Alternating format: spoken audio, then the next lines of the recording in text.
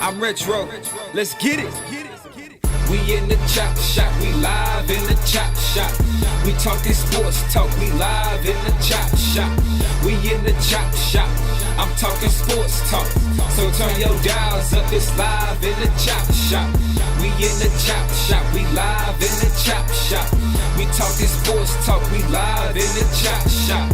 We in the chop shop, I'm talking sports talk.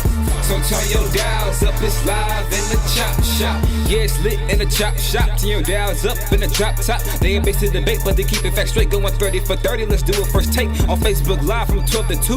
Rob Hatter and Jim Hicks going back and forth like Carter Ray, Skip Bayless and Stephen Smith. From on the court, off the court, straight to the field. Not a man that steals, but I made it steal. To the octagon where I fight to kill. We go face to face, then you write your will. I don't play tennis, but I bring the racket. I'm on the flow, I attack the basket. Put you in the casket when I'm overlapping. Never showing mercy, cause I'm always snapping. Never showing mercy when I'm in the arena. Step into the ring, you see me as I beat him. Step into the court, I'm never backing down. Killing competition, I'm smacking down. Let me get back to the other stuff at the chop shop, cause they cutting up. It's retro, coming to you live to the chop shop. Now let's turn it up.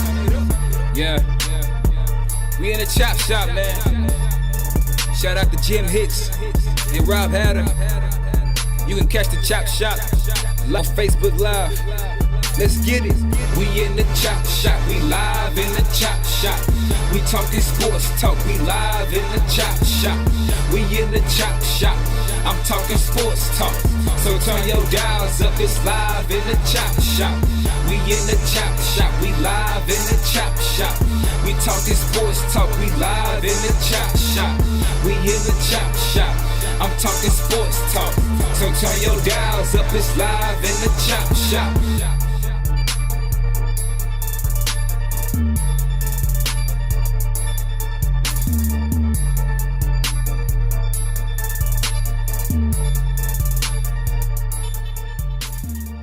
For a minute, like it is sped up and it slowed down. H-Town, what's up? You know what time it is. It's time for the best 120 minutes of your day.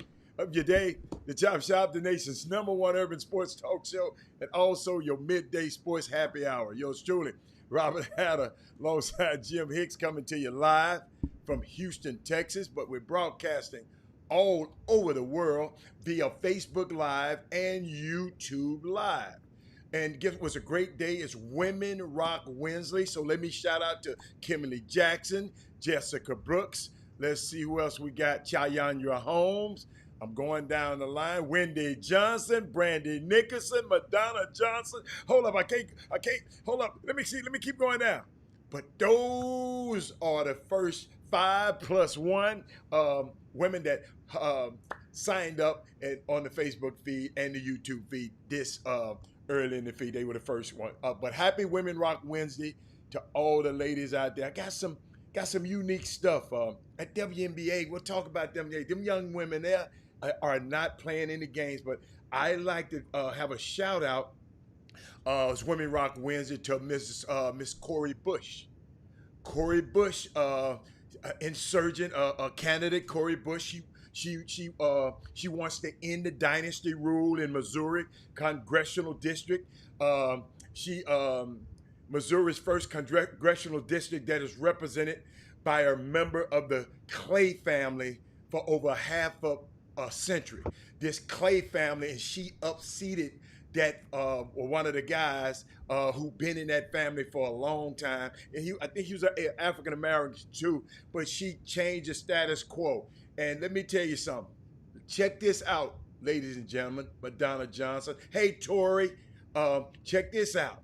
Cori Bush, she's a community activist who took to the streets after Michael Brown was killed by the police, is aiming to replicate what Alexandria Ocasio-Cortez style upset 9-time incumbent William Lacy Clay in the St. Louis based district Tuesday. Let me tell you something, young people. See what happened. The woman started out as a cause with the Mike Brown thing, and now a Mike Brown situation, and now she upseated a long time. You know how sometimes people get so comfortable, and that's what we have to do, ladies and gentlemen, in this election process. get these people to come. You remember what I said about summer basketball? Let's get if these older guys are the guys who've been around this thing a long time, if they too comfortable, let's get some new blood in and just get them out. Because guess what? It's new ideas and it's a new generation, and they are not playing. So shout out to and look up a Cori Bush. It's Cory. Look up Cori, and she a young lady that's. Oh, I am so proud that she is rocking today. But let me tell you about this WNBA. These young girls. The WNBA young ladies was wearing shirts supporting, check this out, y'all, Kelly Loeffler's challenger. You know, the boss of the dream who talked all that crazy stuff about him. They wearing t-shirts supporting the child, including some of the people on her own team. And I just read a little of the article. It said players on the WNBA team co-owned by Georgia Senator Kelly Loeffler and other NBA teams were seen wearing Vote Warnock. It's Raphael Warnock is the guy that's challenging her for that seat, the Senate seat, the shirt to support the Senate challenger. I mean, it's unbelievable. Go look it up. She done had a press release. Kelly Loeffler had a press release. She mad about it. But let me tell you something.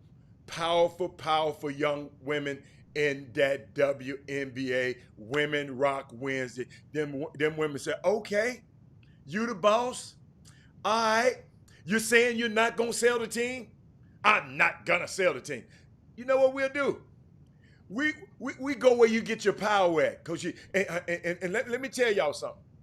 Kelly Loeffler, Rick Brown, and Rick Wilmore. Kelly Loeffler, she was not elected.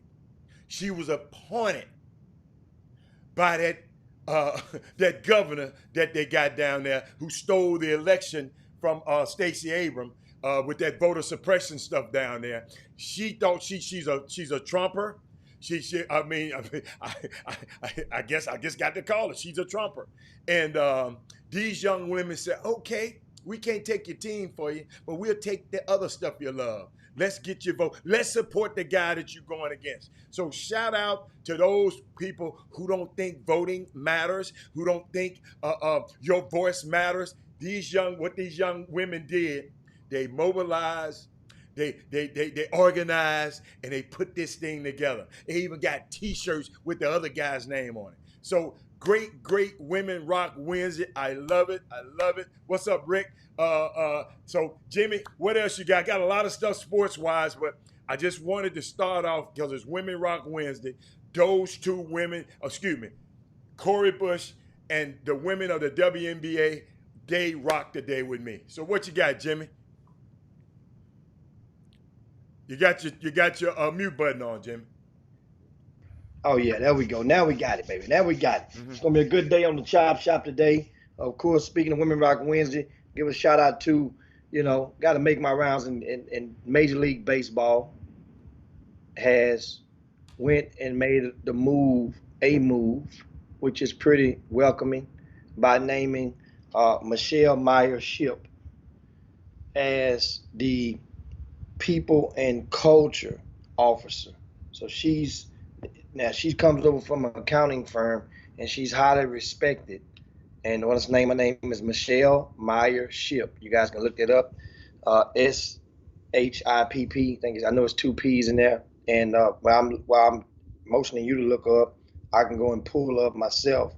And what I'm saying is it's a good move because she is a sister. So Major League Baseball putting a sister, and this is kind of, I guess, similar. A few years back, almost a decade ago, remember the Houston Astros went and tabbed former Houston ISD athletic director Daryl. Can't think of Daryl's last name, but anyway, they tabbed him. He was also over at Aldine ISD before then, and they to lead in their not only their RBI program, but their I guess put him in that as a liaison and coming in with good credibility. And so this is what Major League Baseball, they see what's happening in the NBA. And at some point in time, you can fight it, you can fight it, you can fight it, you can take your stance, but they realize the minority, although not necessarily the black representation, but the minority representation in the Major League Baseball has rapidly increased, and it's not going anywhere. If you start thinking about a lot of your stars, of course, Major League Baseball has their fair share of white stars, which is great for the apple pie and Chevrolet and whatever that old saying go back in the old days. But in the new now, you're seeing this presence in pointing a female. So we'll see and keep our eyes on that. And because it just feels good and nothing else right now today. I mean, and she's over is over the cultural what they call it culture. She's a cultural chief people and cultural officer, and that's good to put a woman in that concept. But Jimmy, I was looking at her background because I was wondering, did she have anything to do with baseball? I mean, anything to do with baseball? No, but she was just a chief diversity officer for the accounting firm KPMG, and she also spent time at financial in a law firm, Prudential Financial and Law Firm. Oh, Aiken Gump Strauss, that's big time. She big time. She ain't regular, Jimmy. Absolutely. Yeah, absolutely. They had to pay. They had to right pay there. her. Huh? She's the equivalent based on her. If you look at it, it's not necessarily parallel, but it's similar. Her resume is about similar to what Michelle Roberts' resume was before she took over the Players Union. She was an attorney, and she worked for a few firms. But this young lady right here was accountant, working. No, so she's coming in. She just worked for accounting firm. So she worked for the accounting firm. So she's in the financial sector, and so that law firm. And you could tell. So I'm like, that's what I say. If nothing else, it feels, because baseball is like it's been, to realize. But this feels good. She bad. Moving forward. She bad girl. So I'm rooting for her. I'm gonna keep her. I'm gonna dig my shovel a little deeper, and you guys can as well, as to find more about Michelle Meyer Shipp and her track record. Now, last night, out of NBA. Yeah. Houston Rockets, Portland Trail Blazers. Yeah. I got a chance to watch about a pinch of the game, and I watched all of it. Down the stretch, I caught the pinch of it toward the end. I might have caught the last, 6 minutes or Good so. game. But Carmelo Anthony emerges from the game. Of course, Portland win the game 110-102 over the Rockets, handing them their first loss, I think, since resuming play in the bubble. After the game, Carmelo Anthony, of course, he had, I think, 15 points in the win, made a big three-pointer. Now, Dame Lillard takes to the podium after the game and and reminds people, and gives his support of Melo, basically letting everybody know, Melo is a Hall of Famer, and just maybe trying to, I guess, rubbing the pie in the face of the previous two teams. And now my thing is, mind you, Portland has not clinched the playoff spot yet. Do you think that this is premature for them to be firing up the Carmelo Anthony train right now, being that they're on the outside looking in of that 8th spot? I don't think I don't think it was good. I think it was good. The guy, a great thing that he's taking up for his teammate. You got to understand, man. They don't know how long they're gonna be in this bubble. So guess what? He might not have a chance to say that anymore. Because if they out of it, Jimmy, he won't have a chance to say that no more. So guess what? It's good for him to say it now, because really, truly, he don't know how long he's going to be there. But, it was an interesting match. I'm proud of Melo, because I'd never forget George Karl was talking about Melo at one time, and just talking about how great he was. He said, man, let me tell y'all something. If he wanted to guard you, he can. This guy can do whatever he really want to do. It's just that sometimes he just don't do it. And I know just because I know some people that know him, Melo, y'all gotta understand when I looked at somebody gave a great analogy the other day, Jimmy. They had a comparison. They had not a comparison, but they had them side by side. They juxtaposed it. Then they said, would you rather have Robert Horry with 7 rings and $53 million, or Carmelo with no rings and $280 million? I already know what I want. Jimmy, you can have all them 7 rings all you want. I take that 289 and live with it. And that's just my opinion. It's just that because when I go to the NBA, if I make it to the NBA, I want my money. I want my check. When I play in the NBA, I want my money. So guess what? Melo made off with 289 million, and Robert Horry had 53 million. Both of them can live good. But if I had my druthers, I'd rather take that. But back to Melo. But it's just so unique, Jimmy. I know we got to go to a break, but I wanted to. I saw that game. So you didn't see the game. They had a phantom call. They gave James Harden 5th foul, Jimmy. They had to set him down in the 3rd quarter. They gave him one of them fouls that he usually be getting. No nobody touch him, and they just give you a foul.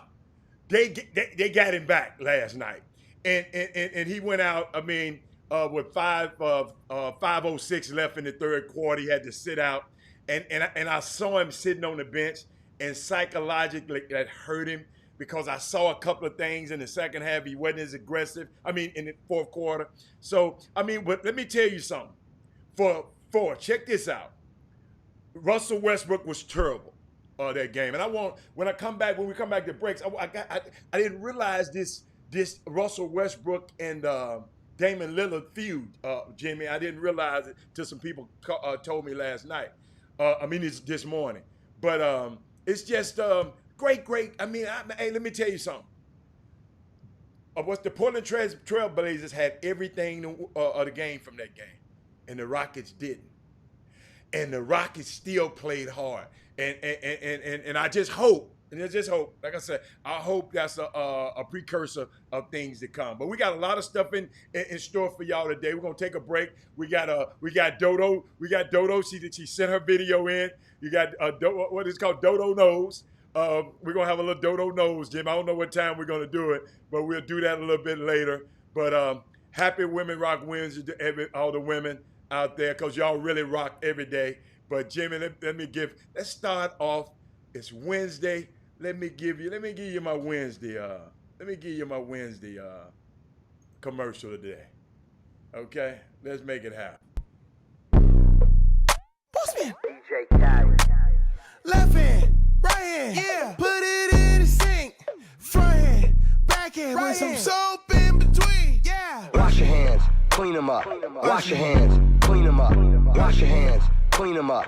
Wash your hands. Clean them up. Yeah. Left hand, right hand. Put it in. Put some soap in. Right hand. Match it up. Now lather. Clean it up. Don't dap me up, bro. Back my hands got cleaned up.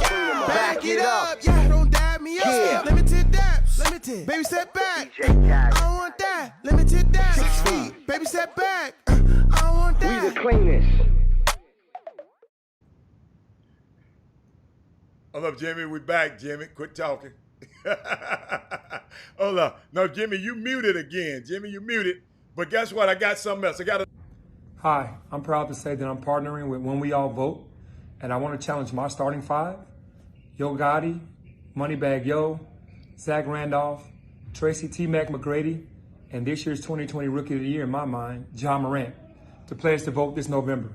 I also want to send a shout out to Jason Tatum and Shaquille O'Neal for being a part of this movement. I'm glad to be a part of it as well. Together, we can be the change that we want to see. If you want to register to vote, go to the link in my bio. Peace.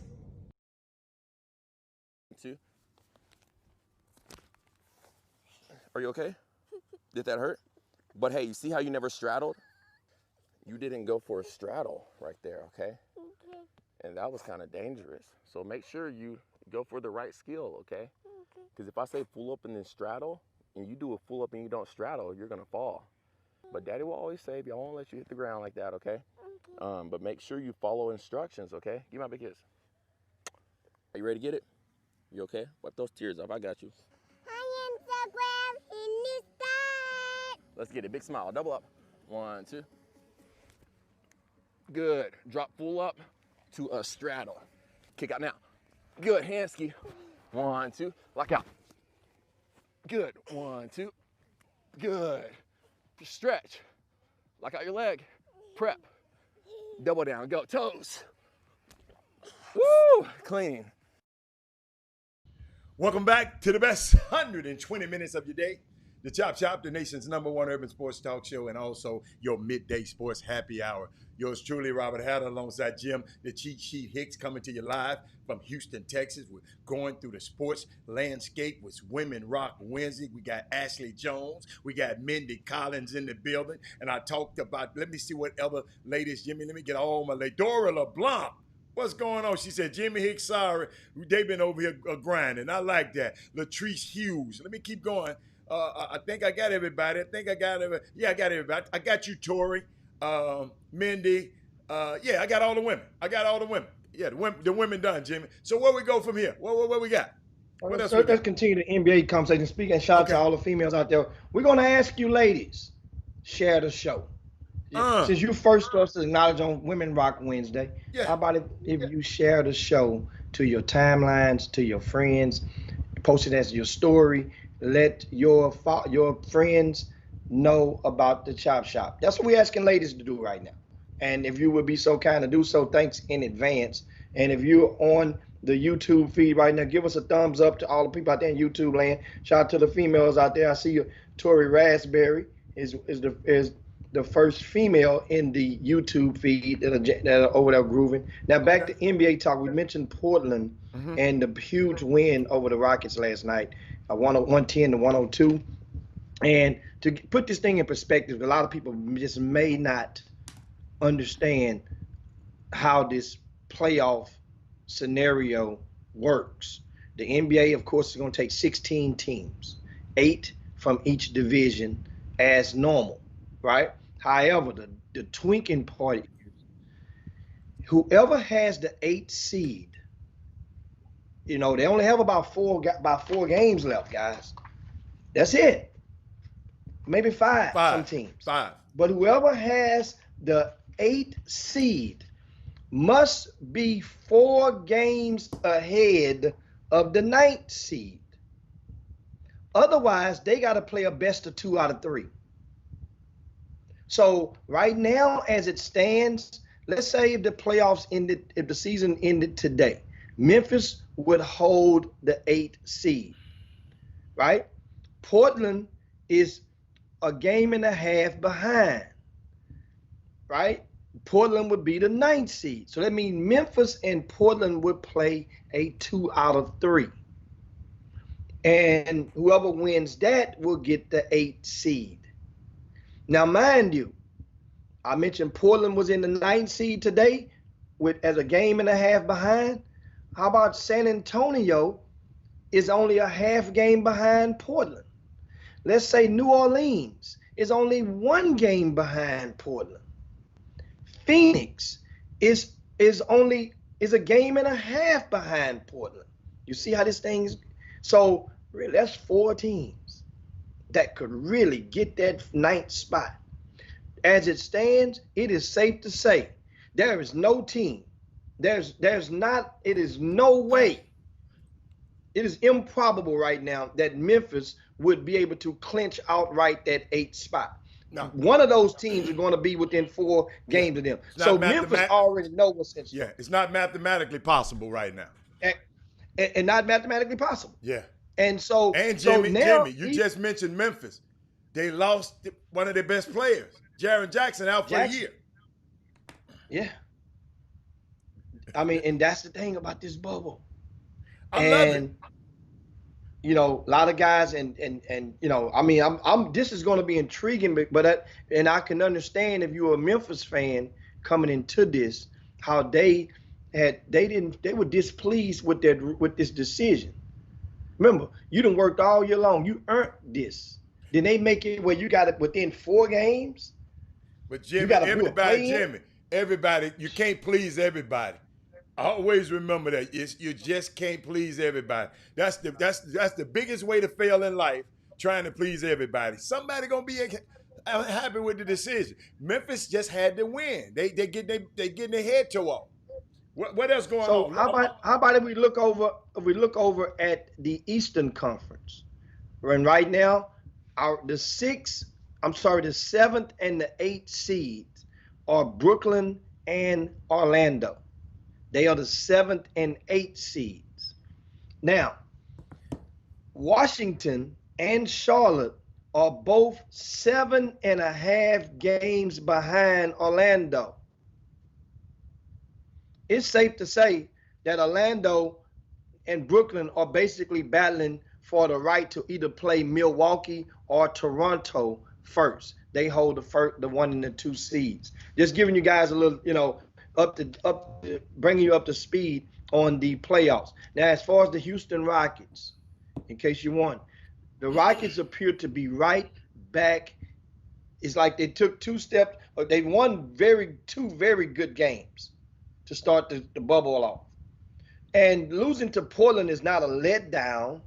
No. We know it's just a matter of think about it. It's not a letdown because of the fact that if indeed you are fond or admire Carmelo Anthony and you want the redemption to assert itself into this equation in the 2019-20 season, then guess what?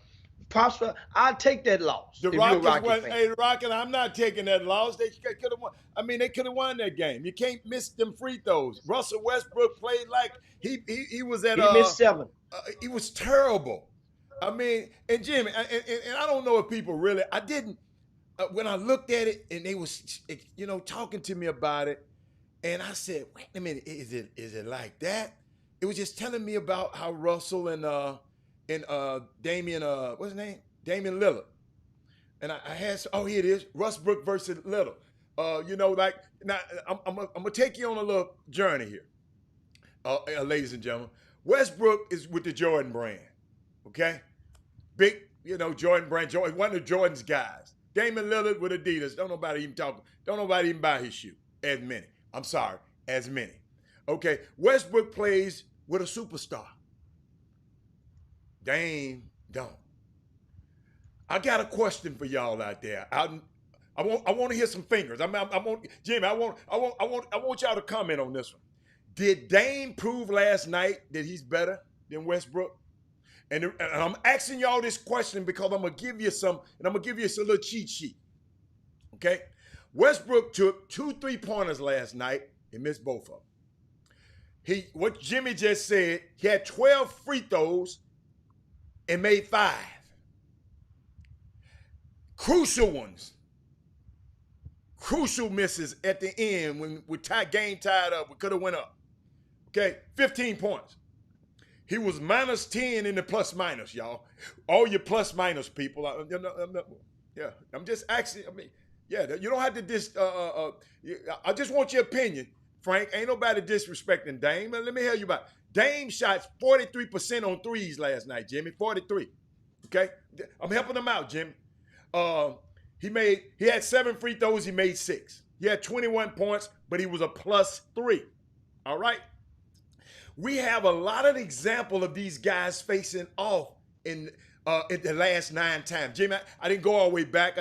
I looked at the last 9 times they faced off in the last 2 years. Portland won 3 of 4 last year in Houston. Okay? Portland won 3 or 4 last year. Okay? The Blazers beat Oklahoma City and Westbrook last year also. Okay? So in the 9 games, Jimmy, Westbrook is 2 out of 7. Damon is 7 for 2. Westbrook shot 40% from the field. Damon shot 43% from the field. Westbrook shot 30% from 3. Dame shot 42.5% from 3. Westbrook is a -40. Dame is a +49. It ain't close in these last 9 meetings, Jimmy. Jimmy, I got a question for everybody. Kim Jackson, in an open market, who would swallow Westbrook's contract? In an open market, Jimmy, who would swallow Westbrook's contract? And in an open market, Jay Miles. What's up, Jay Miles? Who would swallow Dame's contract? I think about half the league will want Damian Lillard. I'm going to put it like this. One of them is the worst three-point shooter in the bubble.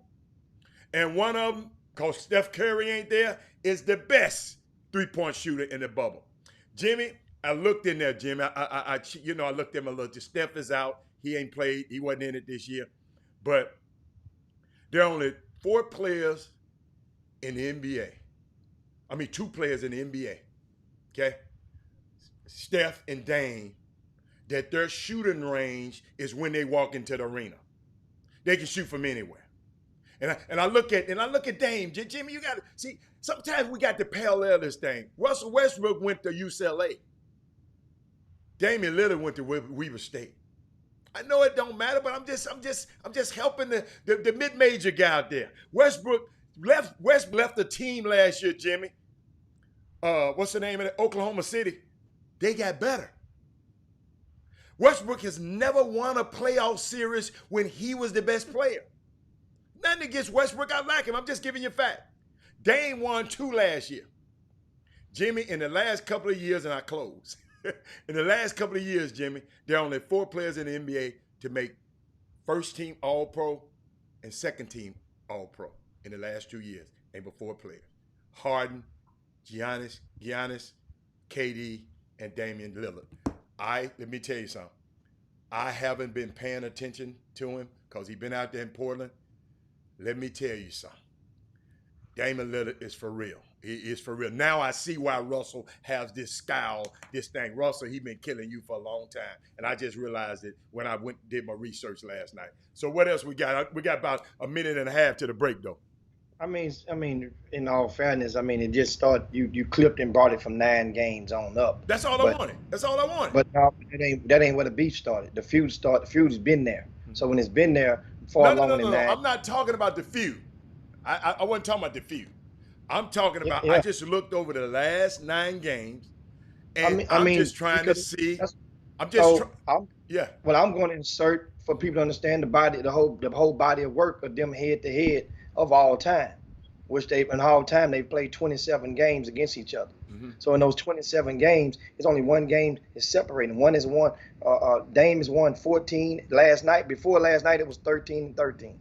Last night gives them, so that means this makes a legitimate feud, a battle, for whatever you may call it. So it really is legitimate. They've been kicking each other butt pretty much back and forth, for the most part of their career. So that lets you know. So it's not like one of those things where it's 25-2 or 20-7. It's 14-13. So that adds respectability to it. Now it's embracive. Now it's like you watch for it. Now in the playoffs, Dame Lillard has been, it's been much better in the postseason, but only in the factor of scoring points, not necessarily generating wins. And that's another thing. That's the thing that's been to his fault. And it comes once again this year. They on the outside looking in, which it appears it may or may not get into playoff into the 8th spot. But they need to get into this 8th spot for Dame to even start talking, because you don't even make the playoffs. You don't make the playoffs this season. The Portland Trailblazers, then you have nobody to blame but yourself, and it starts with Dame. Remember, he started this season off dropping an album. Hell, that could have been time in the gym. So let's not get it. Let's get it. I'm just gonna relax a little bit on Dame, and I'll watch and see. I'm not relaxed. The Rockets. I'm not relaxed. Hopefully the Rockets and the Blazers can meet in this playoffs when money on the line, when it's time to send somebody home, and you get an extra bonus for beating them. That's the best time to beat a team. You send them home in their career for the season, and you get that playoff check. Anyway, we have to break, guys. Come right back on this Women Rock Wednesday. We got a few more stuff to talk about. Got some NCAA news, big news in regard to that. Also, Astros get back into the winning column last night. How about Carrera? I forgot Chop about Shop. them. Be right back. Cake was the white cake, and the devil food cake was the chocolate cake. I always wondered, you know, and the president lived in the White House. Bruh, let me tell y'all what just happened to me. I just got pulled over by my neighborhood for not having plates on my car. You know, well, I do got plates, but they paper plates, you know, because I just got a new car. So the cops pulled me over and they like, why you don't got plates on your car? So I tell them the story that I just got a new car, and they like, okay, cool. We're going to check and make sure it's your car. If it is, you free to go. And, you know, as a black man, you used to that. You always guilty until proven innocent. So I'm like, all right, go ahead and check so I can watch you look dumb as a motherfucker. So, you know, I'm just sitting in my car waiting. And as I'm waiting, I look to the left, and I see this car parked. And there's a white woman in the car. And this white woman has her phone out recording me and the cops. And I'm like, what the hell is this lady doing? But then I look at her face, and she just looking all just scared. She like this, like she just almost in distress. And then it hit me. I'm like, this lady is recording me because she's scared something's gonna happen to me, and she out here being an ally. I'm like, this is some crazy shit, you know, because I never seen this ever happen to me, you know? And so I'm just sitting here waiting on the cop, watching this lady record me. So the cop don't come back for 15 minutes, but this lady do not put her phone down for 15 minutes. This white woman recorded the whole thing. So finally the cop come up to me, he say, all right, Mr. Harris, you're free to go. I said, all right, appreciate it. And I start my car. And I look at that white woman who was recording me, and she looking back at me, and she give me a thumbs up like, you all right? And I'm like, yeah, we good. She like, oh. She just all relieved, and she put her phone down, and she started her car, and she watched me, and she waited for me to pull off, and then she pulled off. And I was like, damn, ally, ain't this something? You know, as a black man, you're not used to your allies, you know, but we really got allies now out here recording our traffic stop, making sure we good. All right, allies.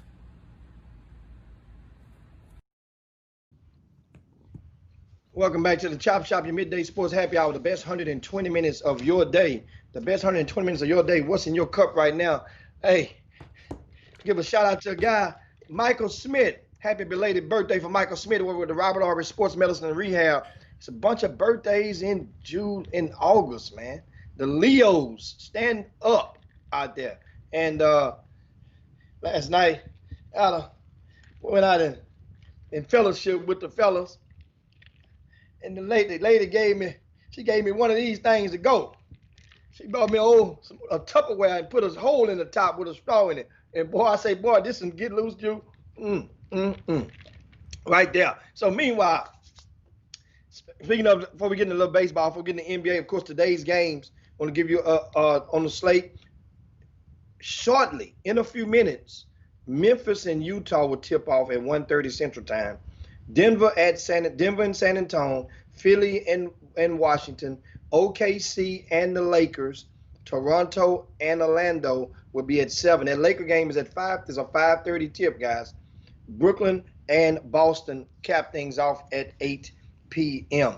And that's the action in basketball. Now slide on over. Now before you go there, Jimmy, I did want to.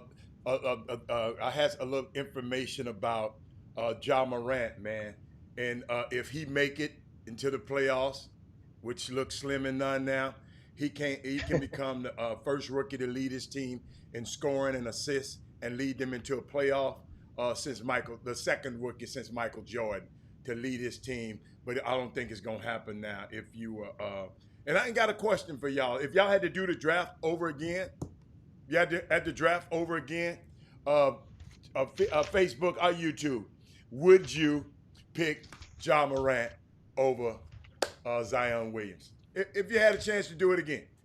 The women, y'all tell me. What's up, Dr. Newsom? Yeah, I'm just curious. But y'all can just tell me that later. But what else we got, Jimmy?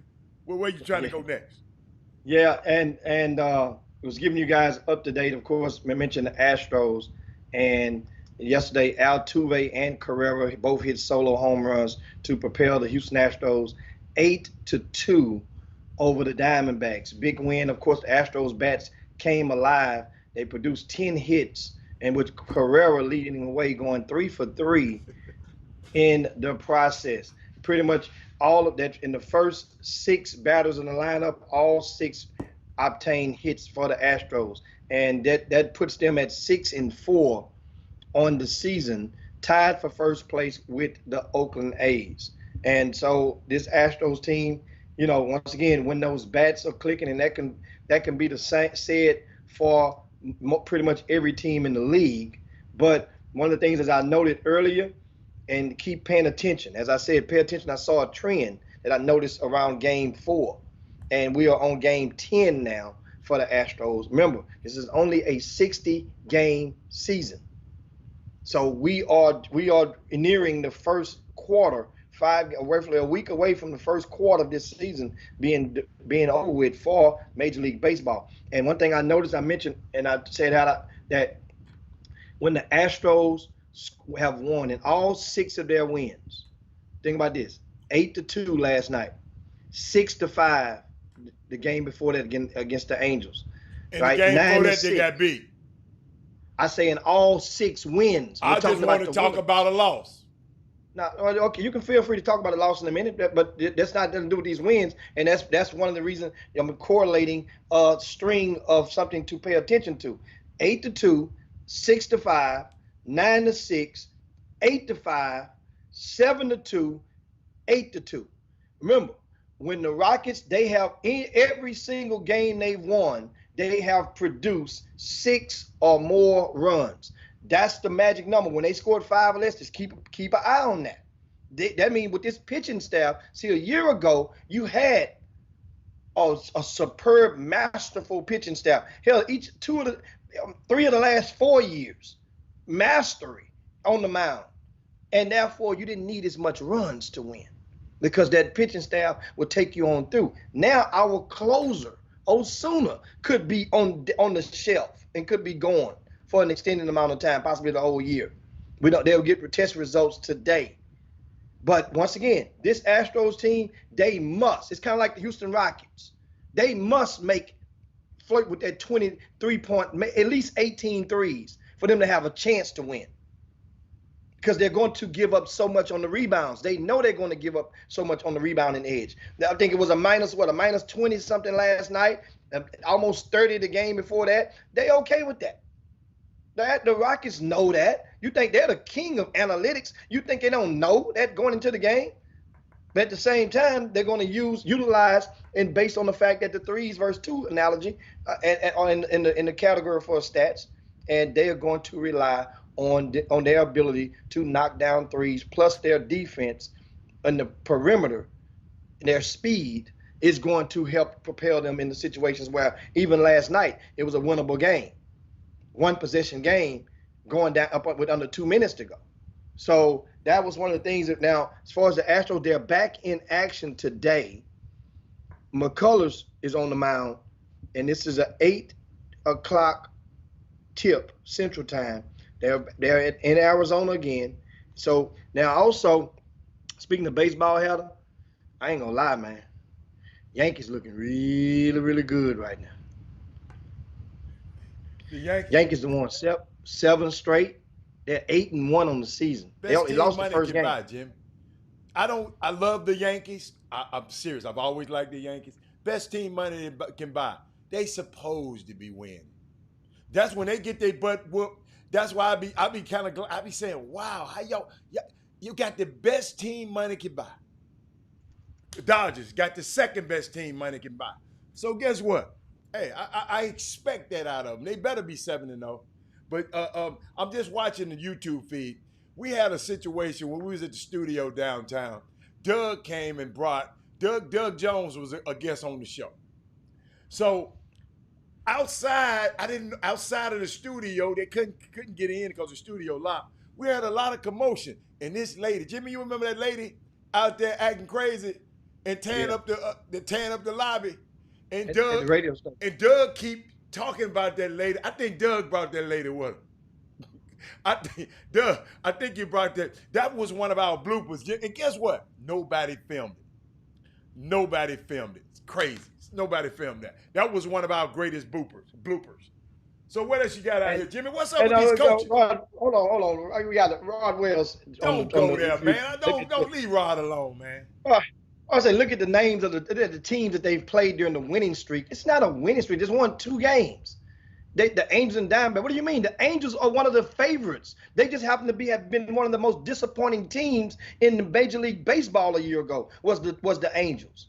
It's based on what they put out. Remember, ain't the Angels got that guy? They got all that money. They got Rendon and they got Trout. Trout came back yesterday and golf one clean over the left field in the alley in his first at bat after having a baby. Speaking of golf. So the Angels don't stuff twisted. Now it ain't our fault that the Angels didn't sit there and got what his name I can't think of the foreign guy name, that the two-way player. You guys help me out in the boom boom room. The name start with an O, and he done basically threw his arm out already because they playing in both ways. Now he's a bad boy now. He's a bad boy on both sides of the ball, but he's gonna be shelved. It ain't our fault. Injuries happen. Just like it ain't their fault. Verlander is out. So it happens. But come on, man. The Angels aren't whipped cream. They're not by no means. And so, everybody is playing right now Major League Baseball. As I mentioned. I mentioned the Yankees a while ago. The Dodgers, lo and behold, guess what? The Dodgers got 4 losses, just like the Astros got 4 losses. Are you talking about the Ohtani? Are you talking about Ohtani? Ohtani. I like him. Yeah, he hurt. He hurt. Yeah. He may be. They taking and testing him right now. He may be gone. That's a kid from Japan. With something's wrong. That's a kid from Japan, right? Yeah, I just said foreign. I didn't remember what it was. China, Japan. I want to say the wrong country. Yeah. But yeah, but this dude, Trout comes back for them yesterday, and once again, in his first at bat, he went yard. So what do you mean? The Astros are not whipped cream. I'm telling you, man, this offense, if they scoring runs, think about Jimmy, it. You're sounding like Jimmy. Just you listen. We know you're Astro fan, okay? We know that, right? But if some people might not like the Astros. Oh, Rod Wells say he like Minnesota. Who Yvette like Minnesota. That's one thing I like about Yvette. See, I'm from Memphis, but I don't cheer for Minnesota. Huh? Who? Yvette. Open up like Minnesota? Yeah, Yvette like Minnesota. He like Minnesota too? Rod Wells like Minnesota? Oh, yeah. Lord. Okay, listen. Minnesota is doing pretty damn good this season, right? They're doing well. And they've been doing well for the last couple of seasons. So they've really much been credible and reestablished themselves. Oh, they 9-2. What is you talking about pretty doggone good? That's pretty doggone good. It's not the best record in the league. Who better than 9-2, Jimmy? Okay, the Yankees I just mentioned. 8-1. They're not the best record in the league. So, Minnesota's doing well. But I'm going to tell you one thing. Kirby Puckett ain't coming through that door no time soon. We don't need him right now. Guess what? From ain't coming through that door no time soon for the Minnesota Twins. Today, I like Minnesota today. They 9-2. They 9-2. So you down with Minnesota then? You down with Minnesota? Today, I said today. Tomorrow, I might be with somebody else tomorrow. Okay. Yeah, I'm a bandwagon. I'm bandwagon in baseball. Because I don't care. Hold up. I like Mookie Betts and I like the Dodgers, but I don't like no losing now. 4-7? Wait a minute. Oh, that's the Angels. Hold up. What the Dodgers at, Jimmy? See, I don't know nothing about this baseball. The Dodgers national. Oh, they 8-4? Hold up. The Dodgers 8-4. We cool. Yeah. I'm cool. I said we. I like. So you see that we back in there again. There you go. Just say it with your chest. Jim. Say it with your chest. I like the Astros, but I love the Dodgers. How about that? And I can't believe that. You know what? When the women are talking baseball today, and look. Wendy say I'm a bandwagon. Huh? Wendy say I'm a bandwagon. Yes, sir. Yes, sir. I like the Dodgers. I told you I got a Dodger a shirt in there and a hat somewhere. I'm gonna wear it one day. And he was talking to Odyssey. Odyssey, welcome on back to the channel. Odyssey says the payroll is so bad. It's not $1 billion, Odyssey. I mean, Yankees payroll is $254 million this season. The Dodgers are right behind them at $227 million. And guess who's third? Jim. The Astros. Jim. At $215 million. Jim. He said between both of them together, right? That's what he said. That's a half. That's So a guess half. what? That ain't no.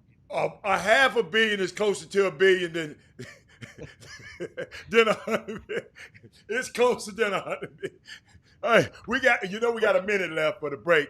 I guess You know what? Though, speaking of payroll, Hatter, if you think about it, the Dodgers, the Yankees, the Dodgers, the Astros, and Boston are the 4 highest payrolls.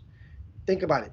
Those teams are your 4 favorite teams to win the World Series. Now, the Washington Nationals, who took care of business last year, they're at a modest 168. So they're probably, and then they, of course, they didn't re-sign Rendon, who went over to the Angels. Remember, that's another player we just forgot that the Angels have. Angels are all right, guys. So, hey, Latrice Hughes is a person after my own heart. She said, I just can't get down with this baseball. Latrice, I'm trying because I like Mookie Betts. I'm trying. And then Minnesota, I don't know nobody on Minnesota team, but after the day, I'm going to know them because tomorrow I'll be on another team tomorrow. Whoever win tonight, I'm going to go with all the winners tonight. So Herb say he about to head to the gym, y'all. He want everybody to know he's headed to the gym. Now, and of course, Herb say he going to the gym and he asked us about the good pastor in H-Town. What pastor? Well, the pastor that was on the news the last couple of days, Pastor Larry Leonard, and he's accused of defrauding investors and swindling people out of swindling over 1,000 people, approximately, out of an estimated $500,000, and that's the reason we didn't probably talk about it because it wasn't sports related as much. That's why we really didn't talk. We had a lot of other stuff to talk about her. But but do y'all, any of you guys out there, do y'all know the pastor? I don't know the pastor. I don't think I know him, but he was selling the Bitcoin. Oh, that's what he was selling? Folks with the Bitcoin. They was buying the Bitcoin. See, that's why I keep telling y'all. Yeah, wait a minute. How many names the man got? Larry Darnell Leonard the third. Oh man, yeah, he got too many names. Okay, all right, yeah. Larry Darnell Leonard the third. So Jimmy, hold up. So how many million? How much money you get from him? How much? Well, they estimated at $500,000, 500,000. No, whoa. Okay, since we're going there, what about your homeboy who tried to fraud the PPP? Yeah, the young fella in Houston. 30 years another old. They finna go to jail for 30 years. Hey, what? I said 30 years old, about to go to jail. 20-something years old, about to go to jail for 30 years. For Jimmy, hold up. Listen to what he did, y'all. Yeah. Hold up. I don't know all the particulars, but the payroll protection program that you during COVID-19, if you had a business, Jimmy, you remember I called you and told you, hey man, if you want a PPP, you can get one. But look here, man, that's for to pay your employees if you got employees, man. This dude went and bought a Lamborghini and spent the money at the strip club. Hold on. Y'all got to check this out. He got $900,000 for one, and for $900,000 for the PPE, but then he got another loan for $700,000. Jimmy, he got the bread, put it in his account. He went bought a Lambo, went straight to that strip club. Jimmy, I know these. Jimmy, you can't get Jimmy. He went straight to the strip club, and Jimmy, now guess what? He need a court-appointed attorney to represent him. No. Yes. A court? Yeah, so we got to pay for his he done took, if you pay taxes, he done took the government's money, and now we got to pay for him a court-appointed attorney also. come on, man. Jimmy, that's one of them come on, man moments. You know what, though? I'm not mad that the government was taking expeditiously cracking the whip at people who are abusing these funds. Because remember, back after Hurricane Katrina, that was a mass abuse of the federal funding that was given to a lot of people from the FEMA.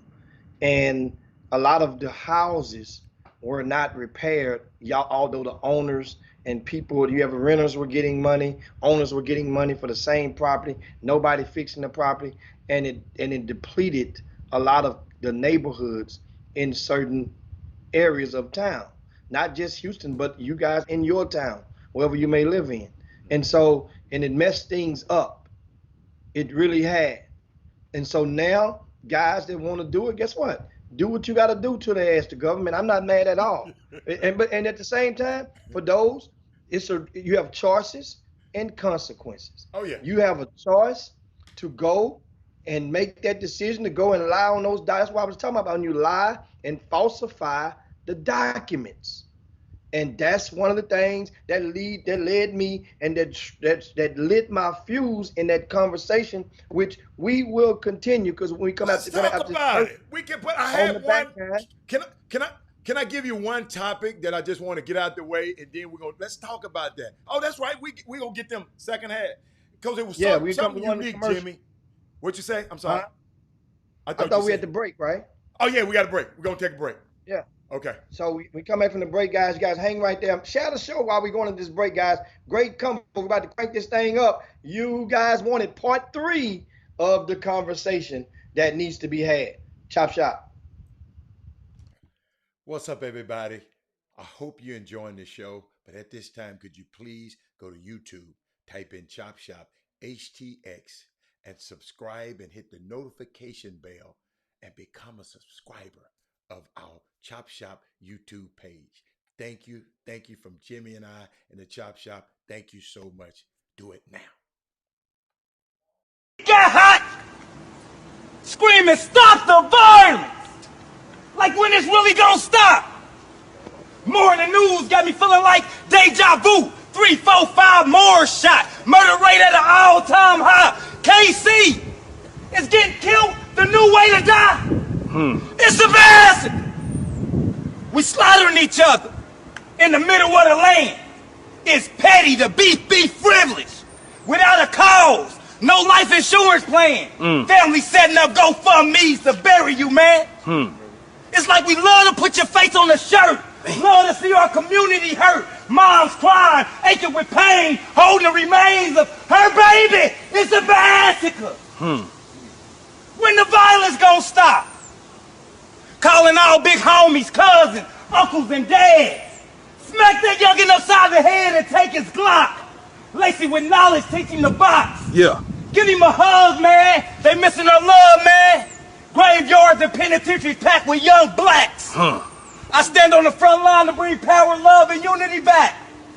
Cause it's a massacre. Massacre. Just marinate on that. Massacre. I need you to feel this in the heart. Take it back home, dissect it, and play your part. Yes, sir. Mentor some, be a role model. Take them under your wing. Teach them the value of another human being. Right. This black on black is whack. Whack. If we kill us and they kill us, who we got? We ain't living long enough to see if black don't crack. It's a massacre. An attack on black. We so brainwashed with material things, it's hard for us to see that we are kings and queens. Yeah. The original being. Yeah. The mathematics of everything. It's a massacre. When the violence gonna stop? Right now. One. Welcome back to the Chop Shop, your midday sports happy hour, the best 120 minutes of your day. Man, Chop Shop, guys, is nothing like the Chop Shop. And one thing about us, we strive to help expedite your lunch break. If you're at work, and we help to get you through the day, give you a little humor here and there, give you a little something, some sports topic, and nothing is greater than seeing the females on Women Rock Wednesday. Yes. Engage. That is, I mean, I'm dead serious on that. And we have a couple of tidbits that I want to get out the way and want to share with you guys. And one of them is the West Coast Conference has created the Bill Russell Rule, which will encourage the hiring of minority candidates. What does that mean?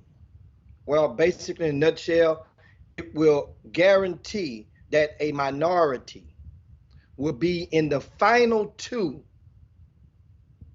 That means he's going to get that second interview of the job searches when it comes to athletics in that particular conference.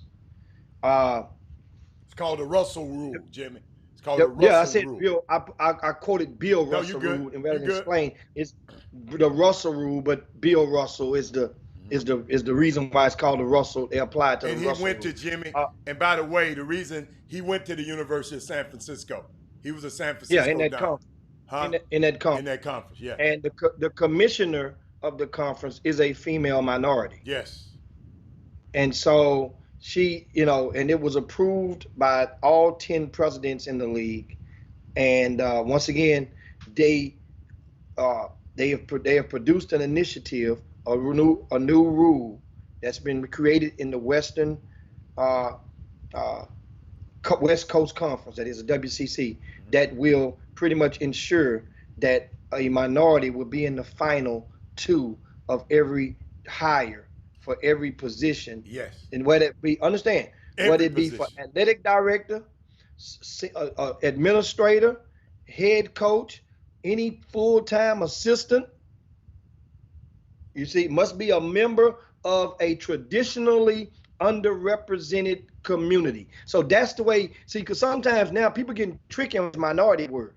And I see now, because technically, like Anthony Weston, he's one of those guys that really it plucks a wild hair with him when you say the right word minority. But technically, people who are trying to who are white, are trying to call themselves minority because they think about their economic status. If you don't have this, then you're a minority. So now they've moved that and restructured those wording just to make sure nobody don't try to creep in there into that hole and that slot that's not a member of a traditionally underrepresented community. So that's one of the things we have on that. Also, speaking of Jimmy, NCAA, I want to comment on it because she said something. Oh, what you got? What's your thoughts on that? Key. Her last name is Navarez, but she just said she had went through a whole lot of. She said she faced so many. She said this Russell Rule is personal to her because she aims to remove some of the obstacles that she has faced as a minority climbing that ladder in the athletic administration. So that's all we ever ask for anybody. It's just an opportunity to show. Don't just shrink your talent pool to just one group of people. All of us got talent. Open that talent pool open to all people, and guess what? We have your companies will be better. Your product will be better. If you're corporate America, if you're a boss, if you're in HR, expand it. I'm serious. Expand it, because when you find out these people who never had a chance to get in these positions, and now they're able to run their own companies and run. I mean, it's a great thing, and I'm proud of her. And matter of fact, Jimmy, one of my friends worked in that conference. Damon Stoudemire, that's the conference that the Pacific is in that conference. Yes. Mm-hmm. He's in that. They're in that conference. Pepperdine is in that conference. You know what about Pepperdine? I don't know if anybody ever been to the Pepperdine's campus. Lorenzo Romar is the head coach there now. If you go to LA, do me a favor, go to the Pepperdine's campus and ride up down to PCH and go down. It's like going to Malibu. Do me a favor and go there. Let me tell you something. They had one thing I like about them. They had a black coach. They fired that black coach, but then they hired another black coach. Let me repeat that because I think y'all missed that. They had a black coach. He was fired and let go, but they had another black coach. Jimmy, that kind of stuff don't happen all the time in Division I basketball. And I thought about Pepperdine in that area. You're going through the mountains and going through the canyons, and they hired 2 black coaches back to back. And shout out to Pepperdine, because guess what? If I don't say it, nobody gonna talk about it. A lot of people probably didn't even know that. But yes, I had to share that with y'all, man. It's unbelievable. But to the Western Coast Conference, and shout out to Mr. Navarez and the crew out there and all them presidents who voted for it. Let's keep it going. Let's keep it going. What else you got, Jim? Jimmy, I had this one. I had this one before you go anywhere else. I had this one more. I saw where, check this out. Rock Nation. Jimmy, did you see what Rock Nation did? They partnered with Long Island University to launch a school of music, sports, and entertainment. Prospective students at Long Island would have a chance to learn some of the music from the best in the business, sports, and more thanks to the new college partnership with Rock Nation.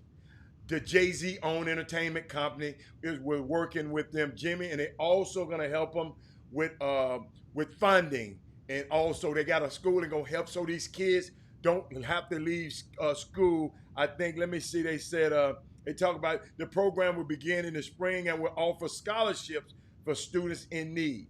So these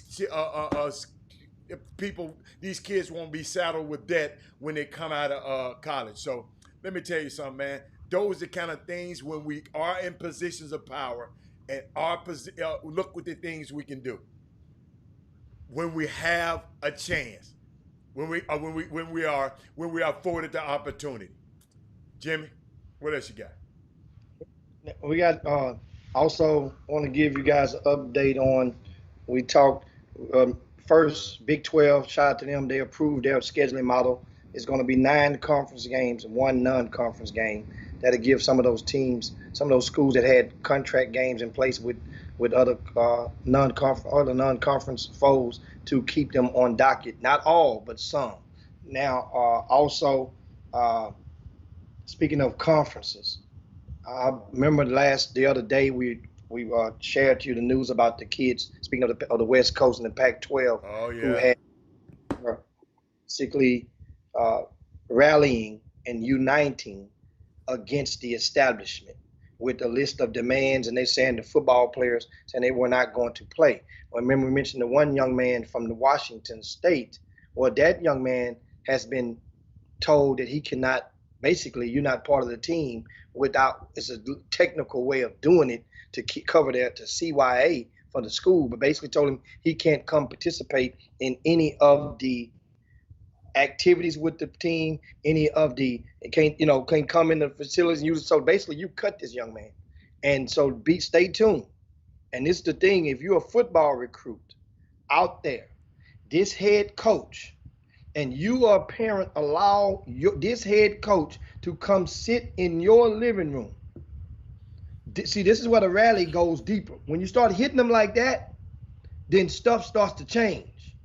And once again, are their thoughts start to change as you saw what happened with the TCU football coach just recently after his bout with the use of the N-word, and even no matter what the context of him using it was. You see what at some point he realized, man. Oh, he just had to apologize.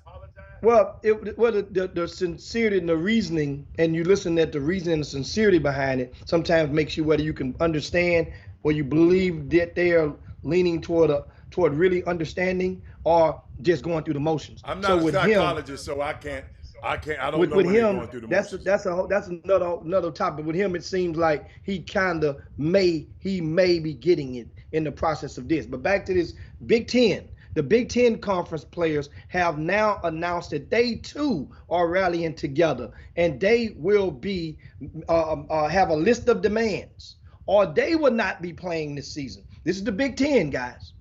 This includes And Jimmy, Michigan State, Michigan, Ohio State, Wisconsin, and all those big boys up north. Here's some of the demands. How do you got some of the demands in front of you? No, I'm just giving you a look.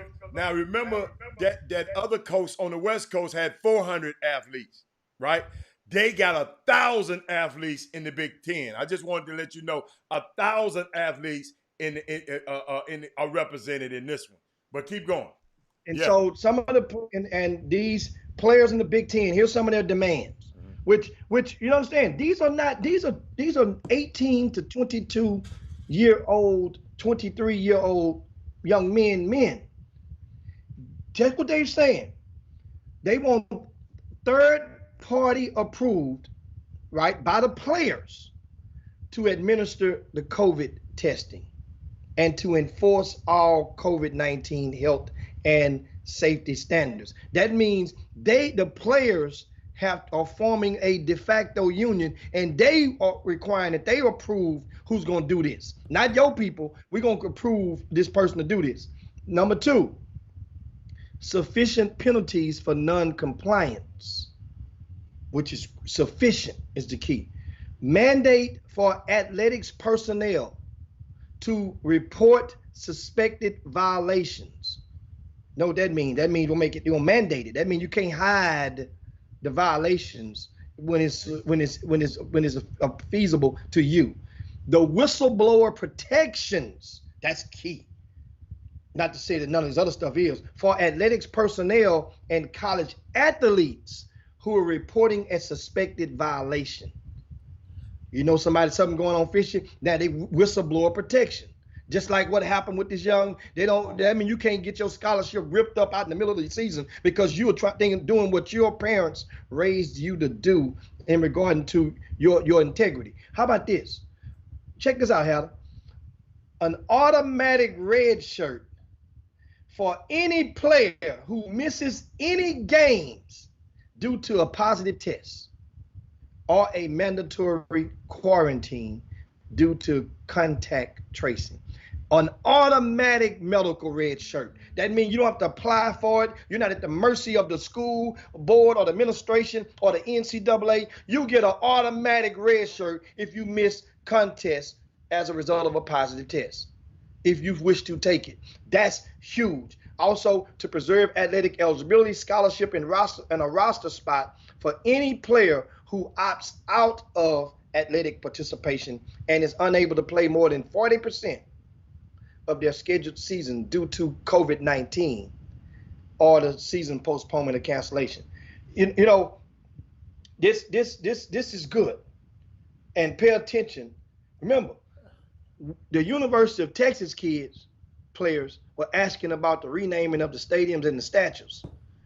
And they got pretty much most of what they asked for in 1 month. So if you think for a second they didn't change the Disney song, but they changed the name of their stadium at UT, and they're changing the statue. They're building a statue for the first black football player. These kids picked a very, very, very great time. Timing is everything. These kids know they got these people by the, what's your guy name? Ayumi? What's your guy? They've been coaching. Ramoji. They've been coaching these kids around the country, man.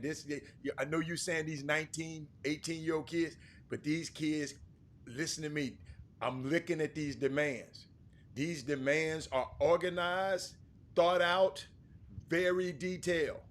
And Jimmy, the reason they have to be, because Colorado State football players and the University Athletic Department says that coaches told players not to report COVID-19 symptoms, threatening players with reduced playing time if they quarantine and claim Colorado State University's altering contact tracing reports to keep players practicing.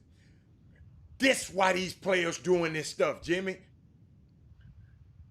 You got a coach telling your son, don't you? Jimmy, if I'm sick and I got the flu, any kind of, before the COVID, any kind of sickness, you don't want it around the other players. But they telling the people don't say nothing about it, so I can come in there and get everybody.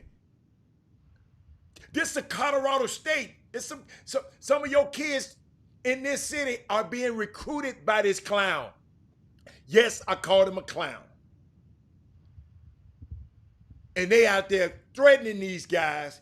That's why those kids put those detailed demands in their proposal. I mean, let me tell you something.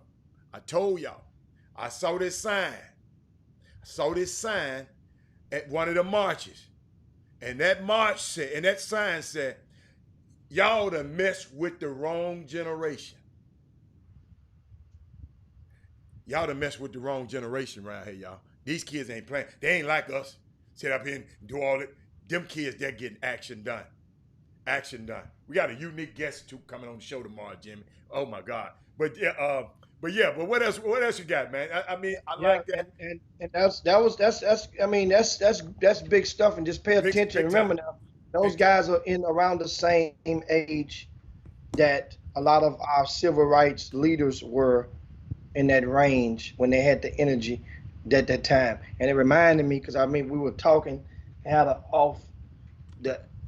one of the shows a week ago, and we were, and I was reflecting. I didn't think about it. That was around when I was in that age range, when they, in the days of Million Man marches, with the stuff was going on in different cities, and I was right there and got right there and stood in line to go to Reverend C.L. Jackson's church and get motivated by Farrakhan and get galvanized. I was ready we were fighting the power, and during that time.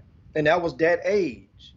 And so what happens is a lot of people, they will look at you and you see, like in basketball, so to speak, a lot of the coaches had got disappointed because the Nolan Richardson, the John Thompson, the George Ravlins, the John Cheneys, who's the Mount Rushmore of our coaches of the, from the 80s on forth, that their reluctance to fight, to go in the front lines again, even after they had retired, and continue the good fight.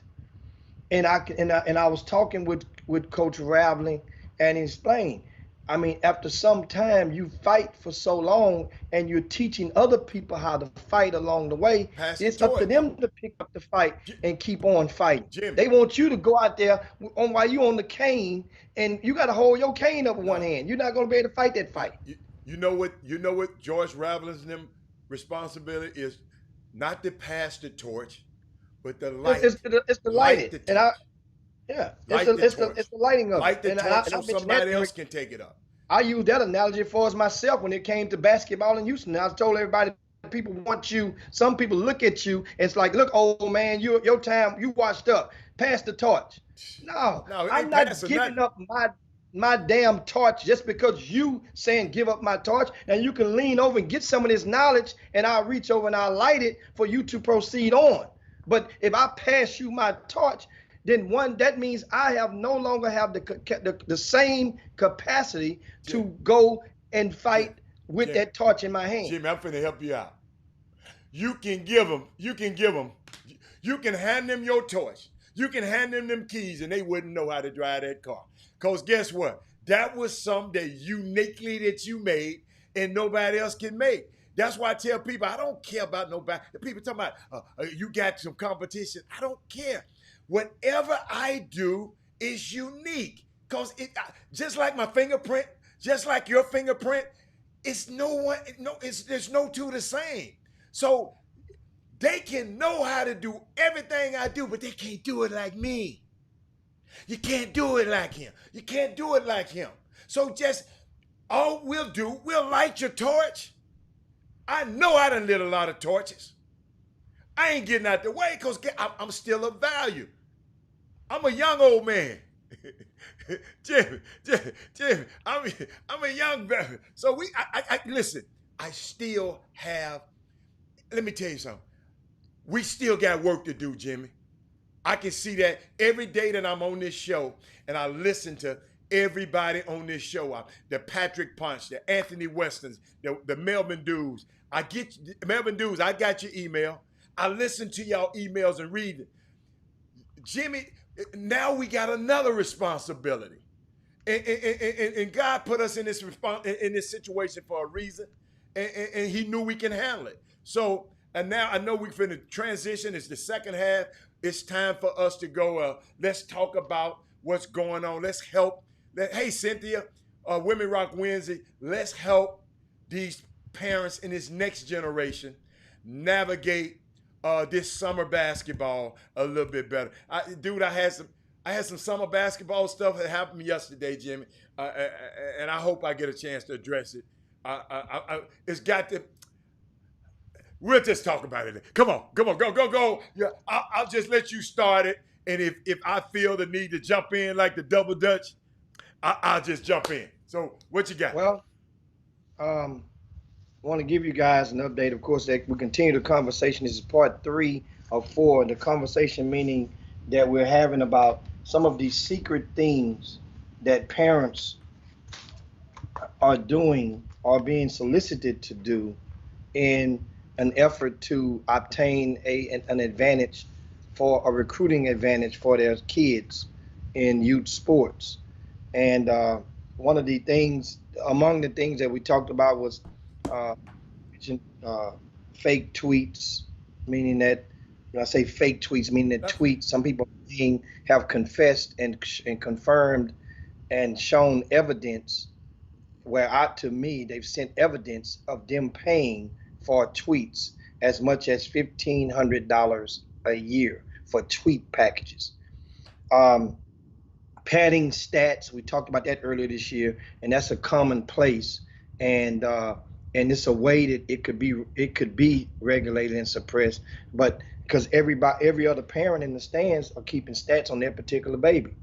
And at the same time, there are some high schools out there that have statisticians that are basically a 10th grade little boy or little girl who's sitting there with a earplug in their ear listening to the music in the same time where they're supposed to be paying attention to accumulating the stats. So we're relying on uncertified statisticians, people that probably don't know what an assist is, or what a turnover or steal or an offensive rebound is, or whatnot. So there are plenty of incomplete stats out there, and the rankings, the people paying for rankings.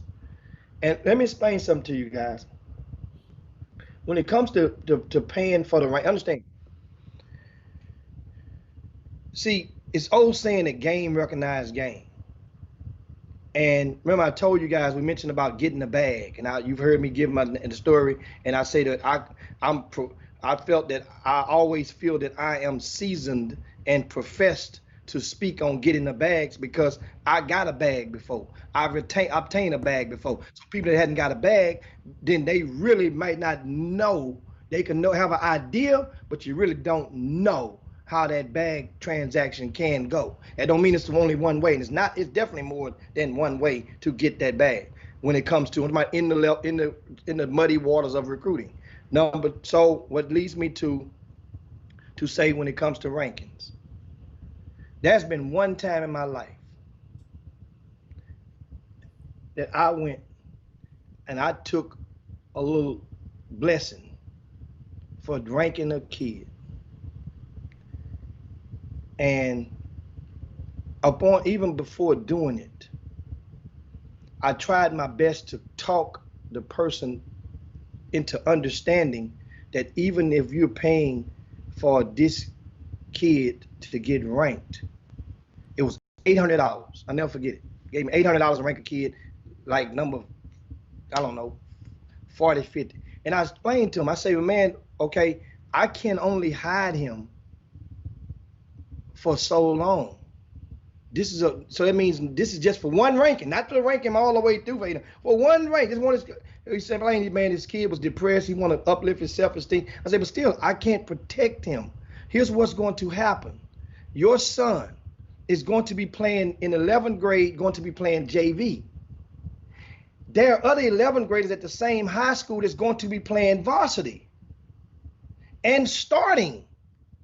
So those kids, if they're ranked behind your son, don't you think they're going to notice something ain't right?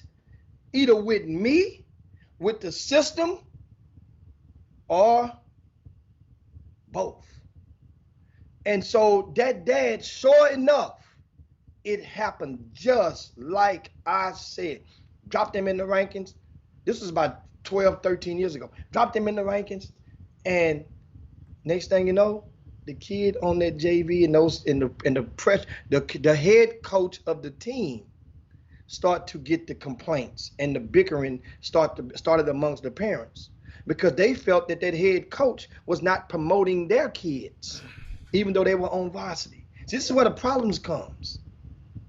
So now that head coach calls me, man, Jim, I need, can you help me out on this, because this doesn't make sense. My kid, this kid you have ranked, he's ranked. I say, well, coach, we can fix it on the next ranking, which at that point, that's the only thing you can do. But you, coach, you got to give me supply. What do you help me with this solution? We can fix it. We're gonna fix it. So now this is what happens. You pay for them. You only can put so much makeup on a pig. And that's what's going on in this community. People are going and trying to trick the game. There's another young man out there, I'm not going to say no names. In the past 2 weeks, he's picked up 2 Division I offers. He's not ranked at all in Houston. So people immediately, that's a red flag. They say, well, damn, part of the rankings is to help identify the prospective student athletes, the prospective D1 prospects. That's the one thing that rankings, the list, not the number, but that list. If you're supposed to be in a certain range as you grow older. This one young man has 2 Division I offers in the past 2 weeks. So immediately I get text messages. There's a lot of you guys, they send me, hey man, is this real? Is this legit? So when I check, and I didn't realize the name, it didn't circle with me. So I call his high school coach. I say, coach, can you tell me a little bit? I noticed little Johnny has 2 offers. He said, yeah, I'm aware of that. I'm meeting with him. I'm meeting with him on tomorrow. And he said, man, he's a good player. He's good. I said, well, coach, is he the best guard that you've ever had? He said, no. Well, okay, your best guard that you've ever had went to a school that's not higher than one of those offers. You follow me? So that don't sound right, coach. So coach didn't know what's going on. So then I called one of the schools that offered the young man. I called one of those head coaches. He answered the phone by texting. Coach called me. Pop, call right back in about 12 seconds. So coach calls me back. I say, coach, you got to explain this one to me. I say, because if we missing that bad and Doug is about to update the rankings for 2021, then we got to know what range to put him in. So that's when the coach explained to me, Hicks, that the other coach, that's my guy. That is my guy. He called me to ask me to help him out, right? The kid is his sister's son, his nephew, 2 different last names. So I couldn't connect the dots. I say, wow, that's right. So understand, this head coach is the uncle of the kid. He offers first. Well, I'm sorry, he had the other coach, his buddy offered him first, which his buddy knows he's offered him. Then the other coach, the uncle, came back and offered him a week later to make it look like. So now, explain to you, this kid in all likelihood would probably be playing for his uncle as a preferred walk-on, or not playing for him on the team, and he'll groom him to become a coach, and he'll be, as long as he's in the business. That's family looking out for family. But a lot of people have no understanding. What will happen is people that know that may play on the same grassroots team as the young man had, they may look and say, how the hell he get a D1 offer? And my son is playing in front of him. People at the high school now is going to say, wait a minute, my son led the varsity in scoring, led him in rebound at the same school, and this and that, and I'm ranked higher. How does he get 2 off? So now that's what understanding. So what do you do as you go and make that? And do you go and do the whistleblower amongst the program to say, hey man, that offer ain't real? When the whole objective from the uncle If you were an uncle and that was your nephew, would you not offer your nephew? I don't give a damn what school you were at. Would you not? Now, it don't necessarily mean you have to, because guess what? A couple of years ago, we all know Alvin Brooks Jr., the dad at University of Houston. His son was at Atascocita, and U of H did not offer his son at all. He went over to Texas A&M Kingsville, where he's playing and going into his 3rd year. That don't mean you got to offer your son. But most cases, you probably going to offer or find a spot for your kinfolk if he can halfway play.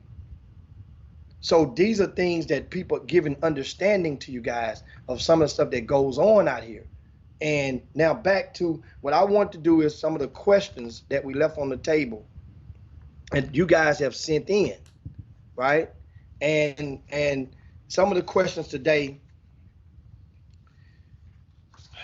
First, I'll give a statement from somebody that sent me, and they were talking about, I asked a parent about what percentage of the parents out there who think, what percentage do they think are paying for hype? Either you're paying for rankings, you're paying for tweets, paying for hype. You're paying for videos, you're paying for hype. And this guy responded, he thinks at least 50% of the families out in Greater Houston are paying for some form of hype. At least 50%. What do you guys say? What are your thoughts? If you know, I'm just curious, what percentage do you guys think of the family parents whom have paid for some form of hype? Mixtapes, you're paying for the videos, you're paying for rankings, you're paying for tweets, you're paying for mentions. That's the same thing, social media. I'm calling tweets encompass it all, whether it be on whatever social media platform it may be. And the things, and the person goes to say, it says, you would be surprised at the figures people throw out. And then people think that all the rankers are flawed and paid. Say a few makes a bad name for many. So that's why people don't mind paying $200 for a camp, because they're paying much more for the other stuff. And now, questions. They have questions on rankings. How kids get ranked with no varsity resume, no size, and subpar skills. Well, you don't have to play varsity to be ranked. So that's, honestly, that's not a prerequisite. It helps to determine a measuring stick for some kids, but you don't have to play varsity to be ranked. In 9th grade, that's not a prerequisite. So that's just like you don't have to play 17U to be ranked higher than the next guy. It helps. It depends on what program you're in. Just like it depends on what school you're in. Some people can't play varsity because they are ineligible. As a kid like Marcus Williams was at Dickinson last year. He was not eligible to play varsity. He had to play JV. He played JV, averaged about 40 a game. Did what he was supposed to do, right? So another question is, what does your organization use to calculate and evaluate to come up with a true ranking? And the best I can say is to give you guys, and a lot of people, and I'm presenting these questions that people have emailed or texted or messaged me over the past 72 hours. And because I know, and I've grown to learn that with the firm reality, a lot of parents out there who are 9th and 10th grade parents or whatnot, they really don't understand. That's why I wore this shirt today. See, sometimes you wear certain things on purpose. rcssports.com. So a lot of people don't know or may not understand that website. I founded that website about almost 20 years ago. Well, pretty much six years or so ago, I hired Doug Jones to come in to the organization. So for the 15 years, pretty much almost, this was a one-man band as far as on the streets. Now, Sandra, my wife, does a lot of the graphics. She even created this logo back in the days. all of the a lot of the logos you see and the flyers you see, she does 90%, 95% of those. So understand the balance. She's a full-time school teacher with 2 college degrees. And so understand. So once you get the understanding, then it may help you guys go forward. So now, Doug does the rankings for all of the underclassmen. Once again, Doug Jones comprises the rankings for all underclassmen. It has been that way for the last 5 years. Once the kids start their senior year, then I take the baton and I do the rankings for the seniors. Now that first rankings for those seniors, it normally comes after Ruck on Wood. And that first one after Ruck on Wood, because I get a chance to see some guys who, that's why the rankings we were so adamant on placing them out on RCS Sports, which yesterday the class of 2022 was released. Those are the juniors in the Greater Houston. Doug published them yesterday. On Thursday, tomorrow, we will publish the 2021. I have no idea who Doug is going to have at number 1. I really don't. I didn't have no idea he was going to have at number 1 at the 2022 class. But based on what my eyes had seen, I figured he pretty much got it right. Terrence Arsenault, the kid we've been talking about from Beaumont United, has been playing pretty damn good basketball this summer. And what based on the 2022. That's the kid you saw in the video. You say, I like him. It was 00 in that video from Southwest Exposure Camp last week. So Terrence Arsenault is number 1. So he got that. It's out now? I haven't seen it. He put it out yesterday. Okay. Yes, he put it out yesterday. That's the 2022 class. And those rankings are free for anyone to view on rcssports.com. Now back to the rank. Once again, let me reiterate. Doug Jones creates and publishes all of the underclassmen list. I own the company. That's his lane. He wanted that task and I placed it upon his shoulders, and that's, guess what? It's sometimes heavy, but that's your responsibility because you signed up for that. Now, I try my best to not get in the way of Doug with his opinions. That's what rankings are, guys. Opinions. Now, one thing that you can say about Doug, he does sit in those gyms. And so the optics are there. He's there. Now, some kids, will he have ranked lower than others? Yes, it happens. But it has a chance to correct itself. And even if Doug may be sour on certain kids, they get a chance to reset themselves before their senior season start, because guess what? The rankings change hands. So I get a chance to correct the market, so to speak, if I see an error in the market, which I think is a very good logical sense, because otherwise, if you're on the bad side of politics with Doug Jones and he has your kid, and your kid may be balling out, but he's just not getting the favorable bumps, then guess what? That kid, I might not have the same ideology of Doug with his list. When I get the kid, guess what? It may be a fresh slate. It's like having a new coach. Guess what? I like that kid. So this is how it can benefit you, guys, in regarding to the ranking, the RCS Sports rankings. And that's how they are comprised. It's a running tab. Our rankings have little to do with what you are projected to be 5 years from now, who gonna make a pro. That is not what RCS Sports does. That's what Rivals.com does. That's what 24/7 Sports, that's what they do. That's why they're so adamant on making sure that if they think that you're gonna be a McDonald's All-American, they gotta make sure you in the range already. Even the one that don't get it, they up them on up after it goes down. This is the part of the play. The ranking stuff, most people whom are concerned about the rankings, because the numbers game. In a city like Houston, guys, and I want to share with you guys something. I had because somebody asked me this question yesterday.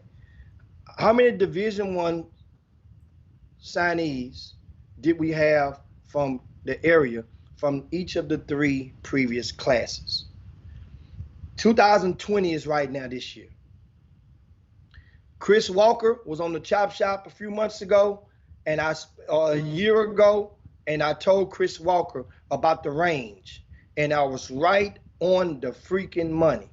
And I explained it because Chris Walker said, well, I said the range in this class would be between 25 to 29. It's 29 Division I signees from 2020, the class of 2020. 29. Another 5 is going to be walk-ons. I'm not counting no walk-ons. They're part of the team, but I'm not counting them in this number. I'm not going to. Now, the year before, class of 2019, there were 25 Division I signees. Because my thing to Chris Walker was the 2020 will meet it or beat it. Even though it was considered a dead class, it's going to meet it or beat it. It's not going to have more high majors maybe, but it will have more Division I's. So the class of the year 2018, we had 31 Division I signees. Now, remember, I used the word signees. That means a couple of those young men may have signed but had to go to junior college because they didn't qualify. You follow me? So, and you had another 5 that were walk-ons. So 31, 25, 29. That's pretty much the range. So my point is, when you start doing these rankings in Houston, if you are in the top 30, the top 35, even you can go so far as say the top 40. By the time you are in the 11th and a half grade, then you are going into the 12th grade year. Then you are in good shape for that Division I dream. Those other, it's simple. It's Division I, non-Division I.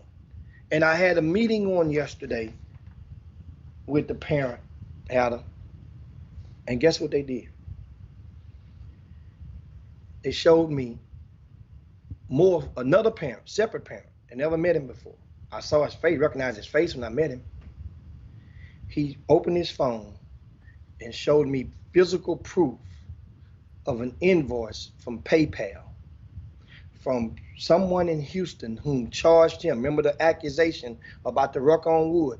This was one of those parents who actually paid the $500 on the day of August the 21st, 2018. I thought it was last year, Hal. Hell, it was 2 years ago. Got a question though. Did on the PayPal thing, did it says under the the description it said Ruck on the Wood? No. It didn't say Ruck on Wood. It didn't say Ruck on Wood. It said the name of that company that he paid it to. Yeah. And I asked him, per se, understand, they wasn't you can leave notes on what you paid for. But that person, understand, that person, and I asked him every single question you can throw at the parent. That I was thinking if you was sitting there and asking him. I asked him every question that you wanted to ask. And guess what? He hit it right back, right over the wall, every single one of them. I asked him, did he get satisfied? Was that what's promised to him? He said he was paying only for Rucker on Wood. I said, well, what about the tweets? And I wasn't paying for no damn tweets. So did he get in Rucker on the Wood? Did the parent get in?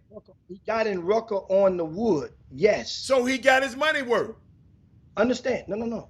Understand the disappointment. Remember, the disappointment, you're saying the money's worth. You're speaking on the things of the parent. That wasn't my quail. It wasn't about whether the parents are mad or not. My quail is on the person who's soliciting. That was a solicitation. Here's why it went down. To your event. I got you. That parent says his son that recently moved to Houston, and he called this particular company and inquired about Rucker on Wood because he had saw it going on social media.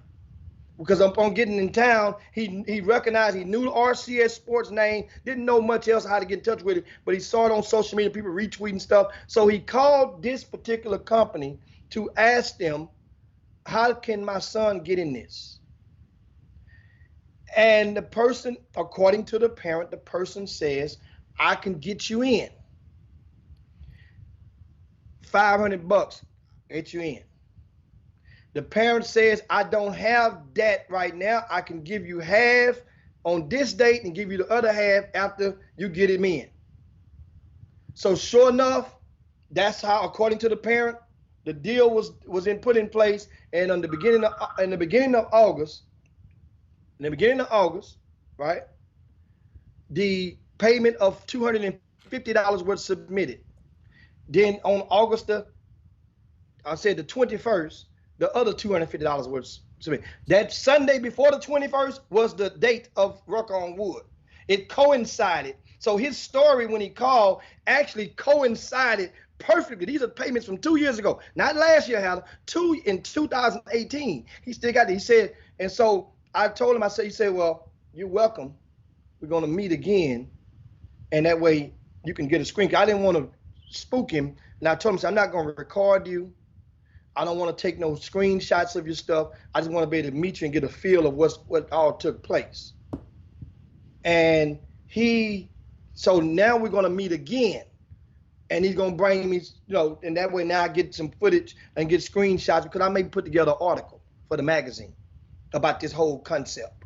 That's why I'm saying I may get, but here's my thing. It goes, and that's proof. This was 2 years ago. And so when he said, the parent went on to me, and he says, when he got inside, he saw another kid that's probably the same level, his kid, and he asked that parent, hey, did y'all have to pay to get in there? Parents talk now.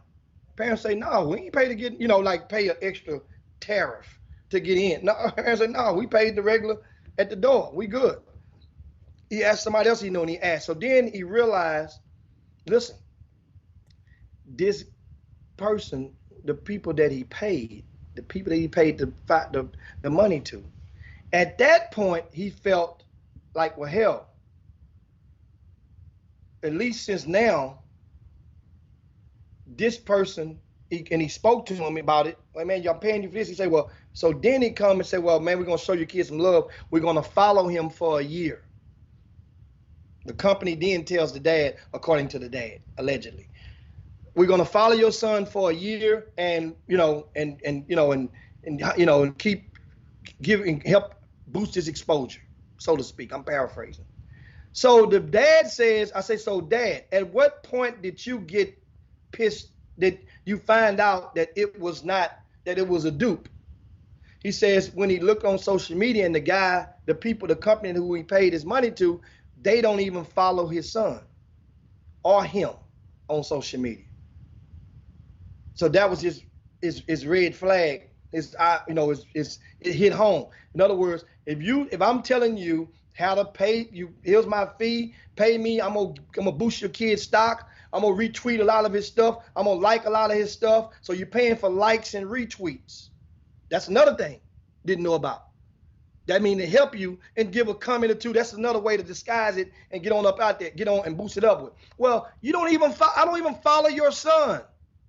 So how the hell, and you notice I haven't retweeted nothing about him, hadn't said nothing about him. So that was the thing that drove him into disappointment. And once again, there are a lot of parents out there who come through this basketball stuff and this youth sports, and you guys roll through and you think that you know everything. And there are a lot of people out there, sometimes in life, people will say, I've had different messages that came through my DMs and text. Some people say, hey man, you guys deserve what you get. No, that's not necessarily true. Some people, although it could be true, like I say, not necessarily true. You don't wish that upon nobody to get duped. But then so many of you guys, you scroll through this thing, not taking out the time to do your homework. You can't trick this stuff. We had a college coach at the highest level, a Power 5 coach yesterday, and he explained it to you guys, how they operate and how they don't operate. They don't rock like that. Most of the parents who have to go to these measures, most of them, the vast majority, are those who have the offsprings who are likely not Division I prospects. I say it again. So most it's of a them general not Division rule, I parents. And I know Kim wants us to expose and talk about who the person was. That's not important. What's important is, Kim, if you got to, we just giving you certain instances. If you got to pay for certain stuff like this, then it might not be good. It's a scam. You know, every guy who on the street hustling, you know, the 3-card Molly guys, they said, Mr. Robert, he said, we ain't gonna get no guy like you because you ain't greedy. He said, the only people we get is the people that's greedy. Like when you go to the supermarket and you see some people following you and then they tell me, man, we got a truck full of equipment. We got too much. You want to buy something, then you get home, it's some bricks in the box. So if Kim, you don't have to know who the scammers are. You got to understand who your son, if you got to pay to get in certain things and like this, just make sure you do your research before you spend your money. Now, you, Kim, parents like you have no excuse. Because y'all got, I'm finna give y'all something right now, Tiffany. ChopShopHTX@gmail.com. Let me repeat that. So, y'all have no excuse. If you came on here for some mess, we ain't giving you no mess. We trying to help the next guy. And usually, let me tell you something. This is a daddy that got duped. Can you imagine the poor mama? It's Women Rock Wednesday, so I'm looking out for the women, Kim. Kim, if you have to pay for your son to get on a ranking, Tori, if you got to pay for your son to go to a certain place, first of all, work on the wood. Before I pay, let me learn about this thing first. Where did it originate? Who is the boss? I want to know before I go and he's talking about why are we protecting these guys from defrauding our community? We're not protecting. Ain't nobody protecting no guy. I still don't know nobody's name. Brian Jolly. I love that question. Because here's the thing. But he said, why are we? I'm not protecting nobody. Here's the thing. I answered that question yesterday. Mm-hmm. Me personally, my investigation is ongoing. Yes. At a point in time, you're going to expose the parents are already willing to come and speak. But we want to because I'm not convinced that there's only one company that's doing this. I'm not convinced. And so it would not be fair to stop. It's kind of like the NCAA investigation when they got those 4 black assistant coaches. They could have kept going with it and ended up getting more evidence on certain head coaches in the SEC or the Pac-12 and other schools that they could have had more evidence on. And they stopped. They stopped. You see, so I don't want to stop it right here. Oh yeah, okay? I got you. More intel. Okay. So feel free. And here's the thing that I'm convinced of also. I'm more convinced and more so that so many of you damn guys that are watching the show, why the hell are y'all so scared? That's the thing. Because you know what, Jimmy? These companies have to owe you to where you guys are scared that a person can keep your son from going to a Division I college for free, and he's not a Division I prospect in the first damn place. That's the thing that baffles me. Once again, I said it a while ago, most of these parents in this situation, their sons are not Division I prospects. So if these companies have most relationships with Division I coaches and not so with the non-Division ones, because they can't afford to pay the fee. They can't afford to pay the fee for which is charged on the scouting services. You see why? So that means most non-Division I situations are identified and looped in because of a direct relationship from that other grassroots coach, from that high school coach, from that family themselves. But Jimmy, I hear everybody. And I hear these guys, if y'all say they wrong, they wrong. But what I've learned over the business is being a businessman if the supply, if the demand is not there, then it won't be no supply. Parents, but see, my problem is these parents think Lil Johnny is a Division I prospect. But Yes. you and Doug and me and everybody sleeping on him. So guess what? I got them. I'm finna pay to have Lil Johnny talked about on Twitter. So maybe Doug and Jimmy and Robert will see my son enough. Mama and daddy, you can't trick the game. You can't if he is not good enough. Not what you say he good enough, because you're not a college coach. Let me repeat that. Everybody think their kid is great. Rick Brown, everybody, every mama, man, you don't talk about my baby enough. You don't talk, yeah, my baby do this. I hear it all. One of my things on this show, I always said, if you ball, you get the call. Let me repeat that. If you ball, see, Jimmy different. Jimmy got a whole service, but you got to be a bad dude for me to, Jimmy just said I talked about a little kid. I ain't never met that little kid in my life. Terrence Arsenault. Never met him in my life. I saw a highlight of him. I said, whew, I like that. So mamas and daddies, you don't, I know you think he great. I know he had 40 points at the YMCA. But, oh yeah, Jimmy just gave you a barometer, some parameters to look at over the last few years. This amount of guys get this amount. Jimmy, I didn't listen to Jimmy. Thank you for that information.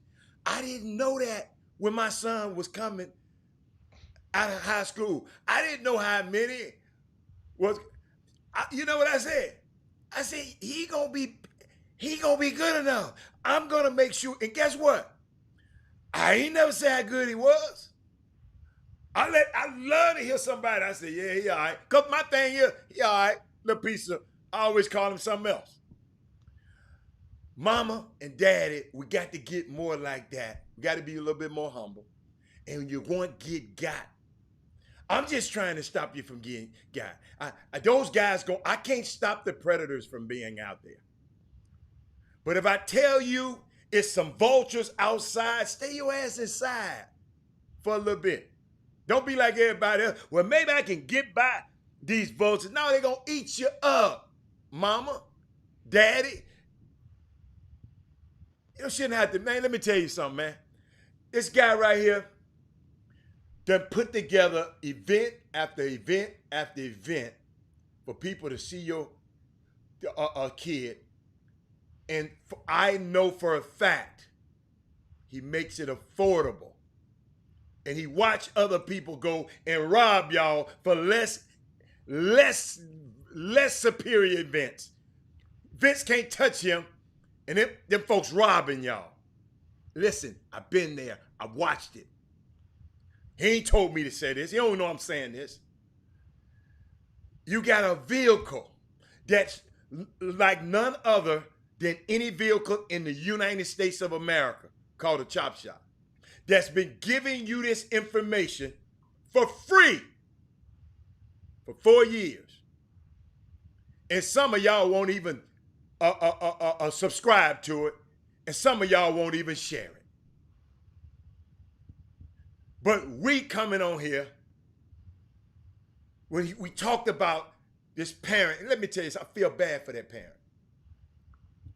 But parent, you can't pay, in this game right here, you can't buy it. Now listen, parent, I'm finna help you a game you can buy. Get little Johnny some golf clubs, and a golf lessons, you can buy yourself in that game. Tennis lessons, you can buy yourself a good tennis player. I'm telling you, I've done it. You can buy yourself a good golfer. You can buy yourself you can buy yourself to your son getting a golf scholarship. I'm going to repeat that, Jimmy. I'm giving them free game today, Jimmy. Jimmy, you can buy your son a free golf scholarship. You can buy your son a free tennis scholarship. But this game of basketball where y'all gonna see tomorrow, y'all need to call all y'all people to listen to this show tomorrow. This game cannot be bought. You can't listen, parents. I'm pleading to you. This game can't be bought. It's got to be carved out and earned in between that 94 by 50. That's why don't too many rich kids succeed in basketball. Have you ever wondered that? This game had to be got out the mud. But if you want to spend that $500, go get him some tennis lessons and some golf lessons. Guess what? Then email me to that. Get him good enough. Email him. I'll help you get a scholarship another way. Now, Jimmy, I can't put it no plainer than that. So none of y'all got no more excuses. Kim Jackson, none of y'all got no more excuses. I'm sorry. Now, what you got, Jimmy? Yeah, I mean, they talking about something on. I'm sorry. Oh yeah, on social media. I mean, I see the combos going on, and this, understand. If you just tune in, and the theme, it goes, this is a general conversation, a general, what appears to be an epidemic that's plaguing the many communities, and albeit in certain forms of it may have been here long before your son reached high school, that doesn't mean it was right. And what happens is, and understand, so you guys, you know, there was a slew of things I mentioned earlier, and if you just tune in, and feel free to go back and watch the show when it's over with, because without me going and repeating everything. Yeah. And that's the thing.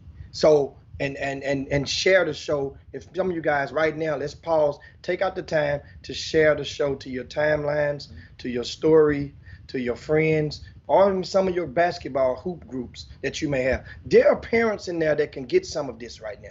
There are parents in there that have been persuaded or solicited to pay money in exchange for rankings, favorable articles, and or tweets. And what we didn't, of course, you missed yesterday, the conversation was another topic, and that was people basically scalping slots into prestigious events. Scalping slots. That means, and so some people say, well, damn, maybe, you know, why is that a big deal? You know, I had one guy that sent there and went on social media and said, why knock another man's hustle? And let me explain something direct. This is specific now. Okay. To the person with that mindset. Okay. I gave the disclaimer. I'm not knocking anybody's hustle. I'm not knocking anybody's need or want or desire to pay for an advantage for their kid. That's going to happen. The thing is twofold. One, if the people that's doing the solicitations and taking the money are telling their peers and telling the public that I don't rock like that. I don't take money from people to do that. I don't give tweets. I don't do that. Then that same person also goes on the NCAA on a legalized document and falsify the document. Just like people are taking their ass to jail right now for falsifying government documents. When you fill out that stuff, then that's falsifying a document. Then number three, I said it was two, but it's three. If your hustle touches my hustle, then now I got a problem with it. So your scalping is of my tickets, I got a problem with it. If your ass go to the Final Four and the scalpers that normally used to be on the corner scalping tickets, they gonna push those guys off. Guess what? They catch them dudes with them tickets out there, they gotta be really discreet. If you ever been to one of those events, Super Bowl, they have to police. They're not letting you Your hustle is not going to touch their hustle. They have a market now. FanDuel and all those guys, they sell those. StubHub. They have contracts with those people now. That's their market. So they're not going to let you from the hood come and jeopardize and get that one person that lose their hard-earned money and realize they bought a dud ticket. So that's why it touches me. Of course. So if one thing touched me, then it all touched me, because that means it can happen in another form of fashion. Because now, if my event, which was Ruck on Wood, and I explained earlier, and you'll say go back and watch the show, but Ruck on Wood, people were scalping tickets. So the evidence I've seen, I've heard it. Jimmy, not ticket, scalping interest into the event. Yeah, scalping spots. Yeah, scalping spots into the camp, which is fills up every year. Understand something, guys. Ruck on Wood is basically an organized open gym. This thing has been going on. The first Ruck on Wood was in August of 2001. This thing has been going on for almost 20 years. You follow me? So, an organized open gym, it used to be free for everybody. It was a way to get guys to just start playing some good pickup ball, because most of the kids at the time, they only would play in their gyms, if that, against, and you already big man on campus. So that 9th, 10th grader, those JV kids you playing against, they not gonna foul you. They not gonna touch you. They're gonna play you hard. So it was a way to give guys a common ground to play an open gym of basketball. That's how Ruck on Wood started. Then eventually it got so popular, we thought about it, well, why not use Ruck on Wood as an opportunity to take the photos for the magazine, right? So the magazine, we use it to take the photos, and when I say take the photos, and you see these photos are all uniformed. That means the background, all of the same background for most of these pictures. You know why? Because these photos were taken at Rucker on Wood. So that means now we have to pay the photographer. So then we started charging like $5. Then the photographer went up. We had to charge $10. Then it got to a point where crowd control was a concern, because of people, a lot of senior citizens would come to Ruck on Wood, there would be nowhere to sit. So we charged $5 to $10 for those parents to get in, but for the kids to come, it went up to like $20. I think it's the most it was ever charged the last 2 years. I think it went up to like $20 to get in. They pay $20 for a jersey. That's refundable. They receive that cash money when they turn their jersey in. So really, that's Jimmy, the kids playing for free. What they charge it's a $20 plus bringing the deposit of the 20. So it was $40 they come with. Okay, I got you. So now everybody paid. gets paid that volunteers to Ruck on Wood. Gotcha. We pay the staff, where we give a donation in the past to the staff at University of St. Thomas. A head college coach stretches the kids and talk to them and work them out, briefly stretch them and work them out before us helping them assign the teams. Each team is instructed by a college player, member of that program. We give a donation to each one of them. You can't say paying, it's, the key word is donation. Yeah. Give a love offering to those. We pay. We got people to do the uniforms. They got to get paid. The person at the door, registration, they got to get paid. We have a security guard. They got to get paid. We have the DJ. We always get a DJ. DJ got to get paid. You see what I'm saying? Person to wash the uniforms and fold them back up, put the mothballs back in them, whatever, the flavor kind. They got to get paid. So understand. And I was coming and staying all them hours, and I never got paid. I should have been charged. I should have been doing what your folks been doing. No, I'm just kidding. But keep going. But so now I'm explaining the concept of the Rucker on Wood. So what happens is that Rucker on Wood, remember, $20.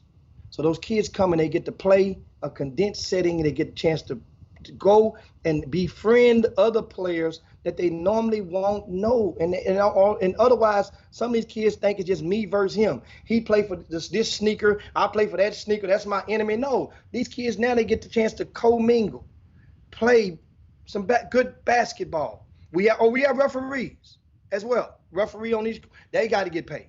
And so what happens is now, Ruck on Wood is very organized. It's very concise. I mean, I'm talking about the way it's run. It's very well. It's a well-oiled machine. Now, what the thing that gets, understand, the hustle is that you will have other people. And then guess what? And that's people are going to do that. They're going to get the idea, and it's spurring other people to do other things that are similar to Ruck on Wood. But they would charge you five times as much. You see the difference now? You're going to pay 5 times as much to go to other stuff that's similar. And if sooner or later, if you're watching from this angle of the room and you're saying, wait a minute, the person used on the Facebook feed a while ago, they used the term hustle, my hustle. So if that's my hustle is affordable, then you're totally embracing the other hustle that's 5 times as much. So what should I do with my hustle? Just it's business. I mean, that's the word they want to use. That's the language they understand. Yeah. So Okay. That's the language they understand. Okay, so my bad. Keep on going. Carry on. The element inside of you to use that terminology. So can I step in? Help me out. So you often a product over here, a hustle over here, right? Yeah. And you've been doing it for how many years? Since 2001. Since 2001. Y'all check what he's saying. So somebody else came and doing another event similar to his. They had to copy his and go charge you how many times? 5 times as much. 5 times as much to come get in that event. And you go support that event. See, Jimmy better than me, because I said, they taking their ass over there and going over there. I'm charging everybody that went over there, I'm charging their ass 5 times as much. I say you're better than me. That's what I'm saying. You're better than me. You want to go over there, so you go. Man, I wish you hadn't told me that. I need to go get me another bottle. Come on, man. Y'all gonna make me drink. Yeah, I mean, and so guys, that's what. And another thing about Ruck on Wood.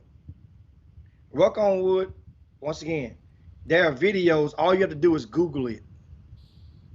Search it on your search engine. Search Ruck on Wood. There are videos out there from a couple of years back, and you can go dig all the way. I mean, and you will see the energy and the building in that thing. That's unbelievable. So is it a way? It's a way for some kids who felt they may have been slighted in the recent rankings to enhance their stock. Is it a rankings camp? Hell no. It's an organized open gym. It's not a camp. It's Rucker on Wood. And Matter, you remember a few years back, your son was just coming out of high school at Ruck on Wood. We was approached by the people from Rucker Park.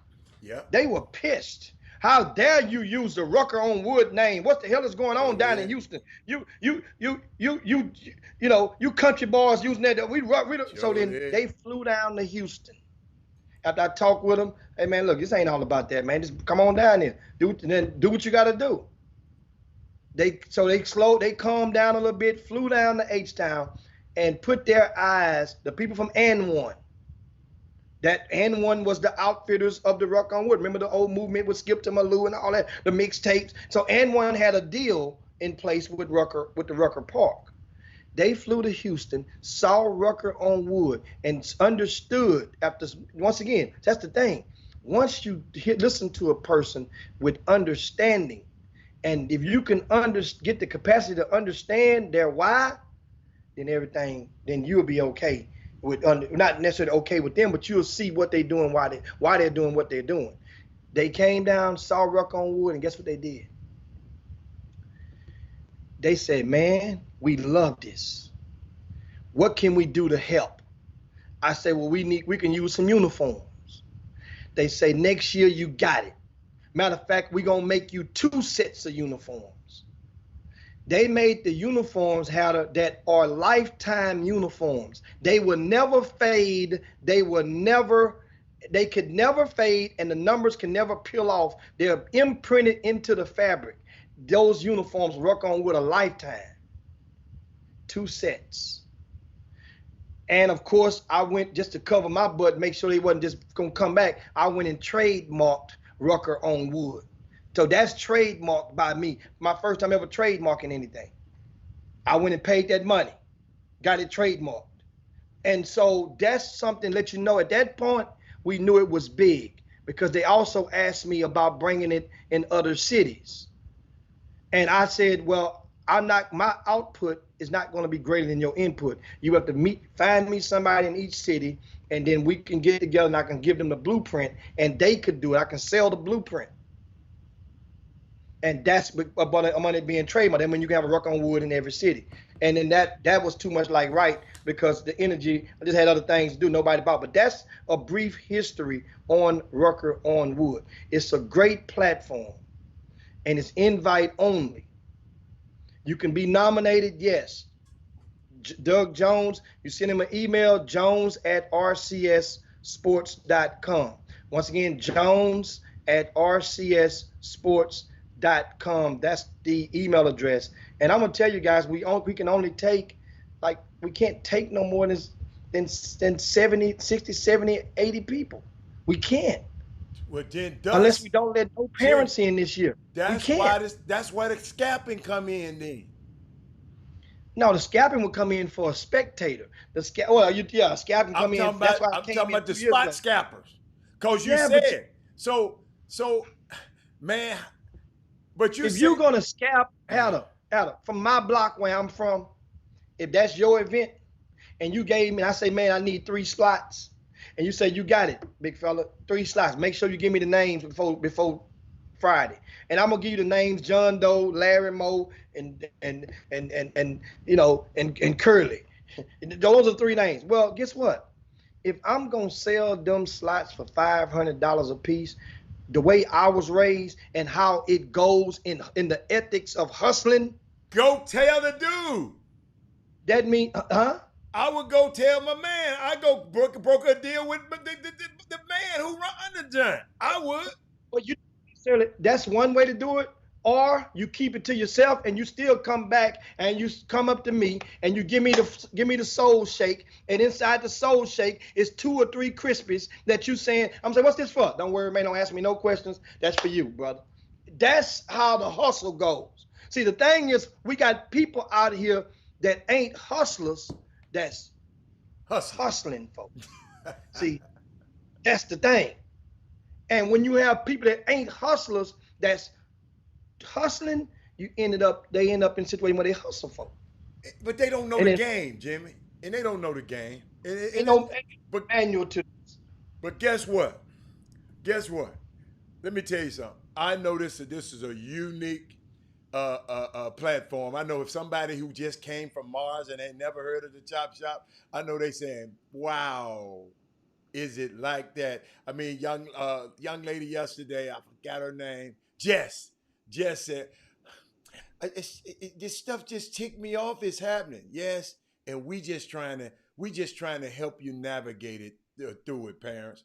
We're not trying to hurt you. We're not trying to scare you. It's just some things up here. We don't want you to have a bad experience. Because a lot of parents out here, I mean, y'all, we got parents, and check this out. Y'all got to hear this. We got people that'll call you and say, Jimmy, your kid ain't playing in this event. Let him play an event with me. You said, no. We got something to do. Then he'll go call your kid. Hey man, what you doing? What you doing this weekend? Then go call the kid's mom. Then call you again and ask you sure. This summer basketball is so crazy. that these folks won't get. I feel sorry for these mamas who got these top kids. I pray, listen to y'all, I pray for y'all. Because I see how, I don't even like to call it persistent. Because persistent is it's great to be persistent. I call it pestering. I use another word, pestering these parents. So this Tyrone Irving, this climate, if you got young kids coming up, you got a kid in the 7th and the 8th grade, all we trying to do is give you a better foundation so you will have your 9th, 10th, 11th grade. We ain't gonna say it's gonna go perfect, and it might not go the way you want it, but you don't have to get hustled, Jimmy, hustled out of your hard-earned money. No, that ain't right. So, Jimmy, I'm done. I'm done. With that, man, we are up against the end of the show, and of course, that concludes part 3 of the conversation. We will continue this very conversation on tomorrow, on Thursday, which we affectionately call Baby Friday. And on tomorrow, what we have also Doug Jones will be releasing the 2021 rankings, and what we are planning to do on tomorrow is the top 25, I think. We're going to release them live on the Chop Shop. The top 25 will be released live on the Chop Shop, and the rest of them, of course, you go to rcssports.com. On that website, guys, a lot of people don't know, which I just took. Sometimes we often take people for granted, and we take things for granted. We take a lot of times, and that's to a fault, and has been long to a fault of myself. And that's once again, on the rcssports.com, you will see something called the VIP news. That room is updated about 5 days a week. There's no website that covers a metropolitan area in the United States of America with more content in that room on a weekly basis. That keeps you, a lot of different things about kids that your son, as well as kids that your sons may play against. Different things is going on, who's leaving school, who's transferring out, who just got an offer, who's transferring, what coaches losing, this changed jobs, different stuff, and in opinions and op-eds on different stuff. So that room is $2.50 a month. $2.50 a month. If you take out the time and go and subscribe, because a closed mouth can't get fed. You go and check out the time to subscribe to rcssports.com. Now, meanwhile, our YouTube page, which you can go and subscribe to, is free. Our Facebook page, which you can like us, is free to do that. Like us on Facebook. Subscribe to our YouTube page. Visit the VIP news, and that way now you guys will see a lot of the things, more things that RCS Sports provides for the community and has provided. Meanwhile, especially while people want you guys to believe that you are old. And Jimmy, and I want to share something with you. Oh, my background changed. I want to share something with y'all tomorrow. Got a special guest. Let me tell you something. When I tell you to tell a friend and tell another friend about this guest, this is one of the. I'm from Memphis. One of the top basketball players to ever come out of Memphis. He's writing a book. He's written a book, and his book is out. He talk about his drug addictions, his homelessness, his incarceration, and how God delivered him from it all. And 27 years later, after all that, being out of school and going through this, he went back and got his college degree. And it's going to be unique how the people who helped paid for it and the people who helped them along the way. Name of the book is called Identity Crisis. It's a unique top. When I tell you the top athlete, like all of you guys pressing for your son to be, it's gonna be a hell of an education, and he's very eloquent, very smart guy, been all over the world and played basketball all over the world. He'll tell you his story tomorrow. Unique, compelling story that I think every young kid need to hear and hear this story and read this book. It's gonna be unbelievable tomorrow. Darryl Braden is the man's name. Just unbelievable, hero of mine. Just, you know, hey, stuff happens in life. You can have all the advantages of life, and then stuff happens. Drug addiction, incarceration, everything, losing everything. And now, guess what? I mean, you'll see tomorrow. You'll see tomorrow. So check it out, Jimmy. You can let me hit you. Let me hit the button. Let me find my yabba dabba do over here. So we.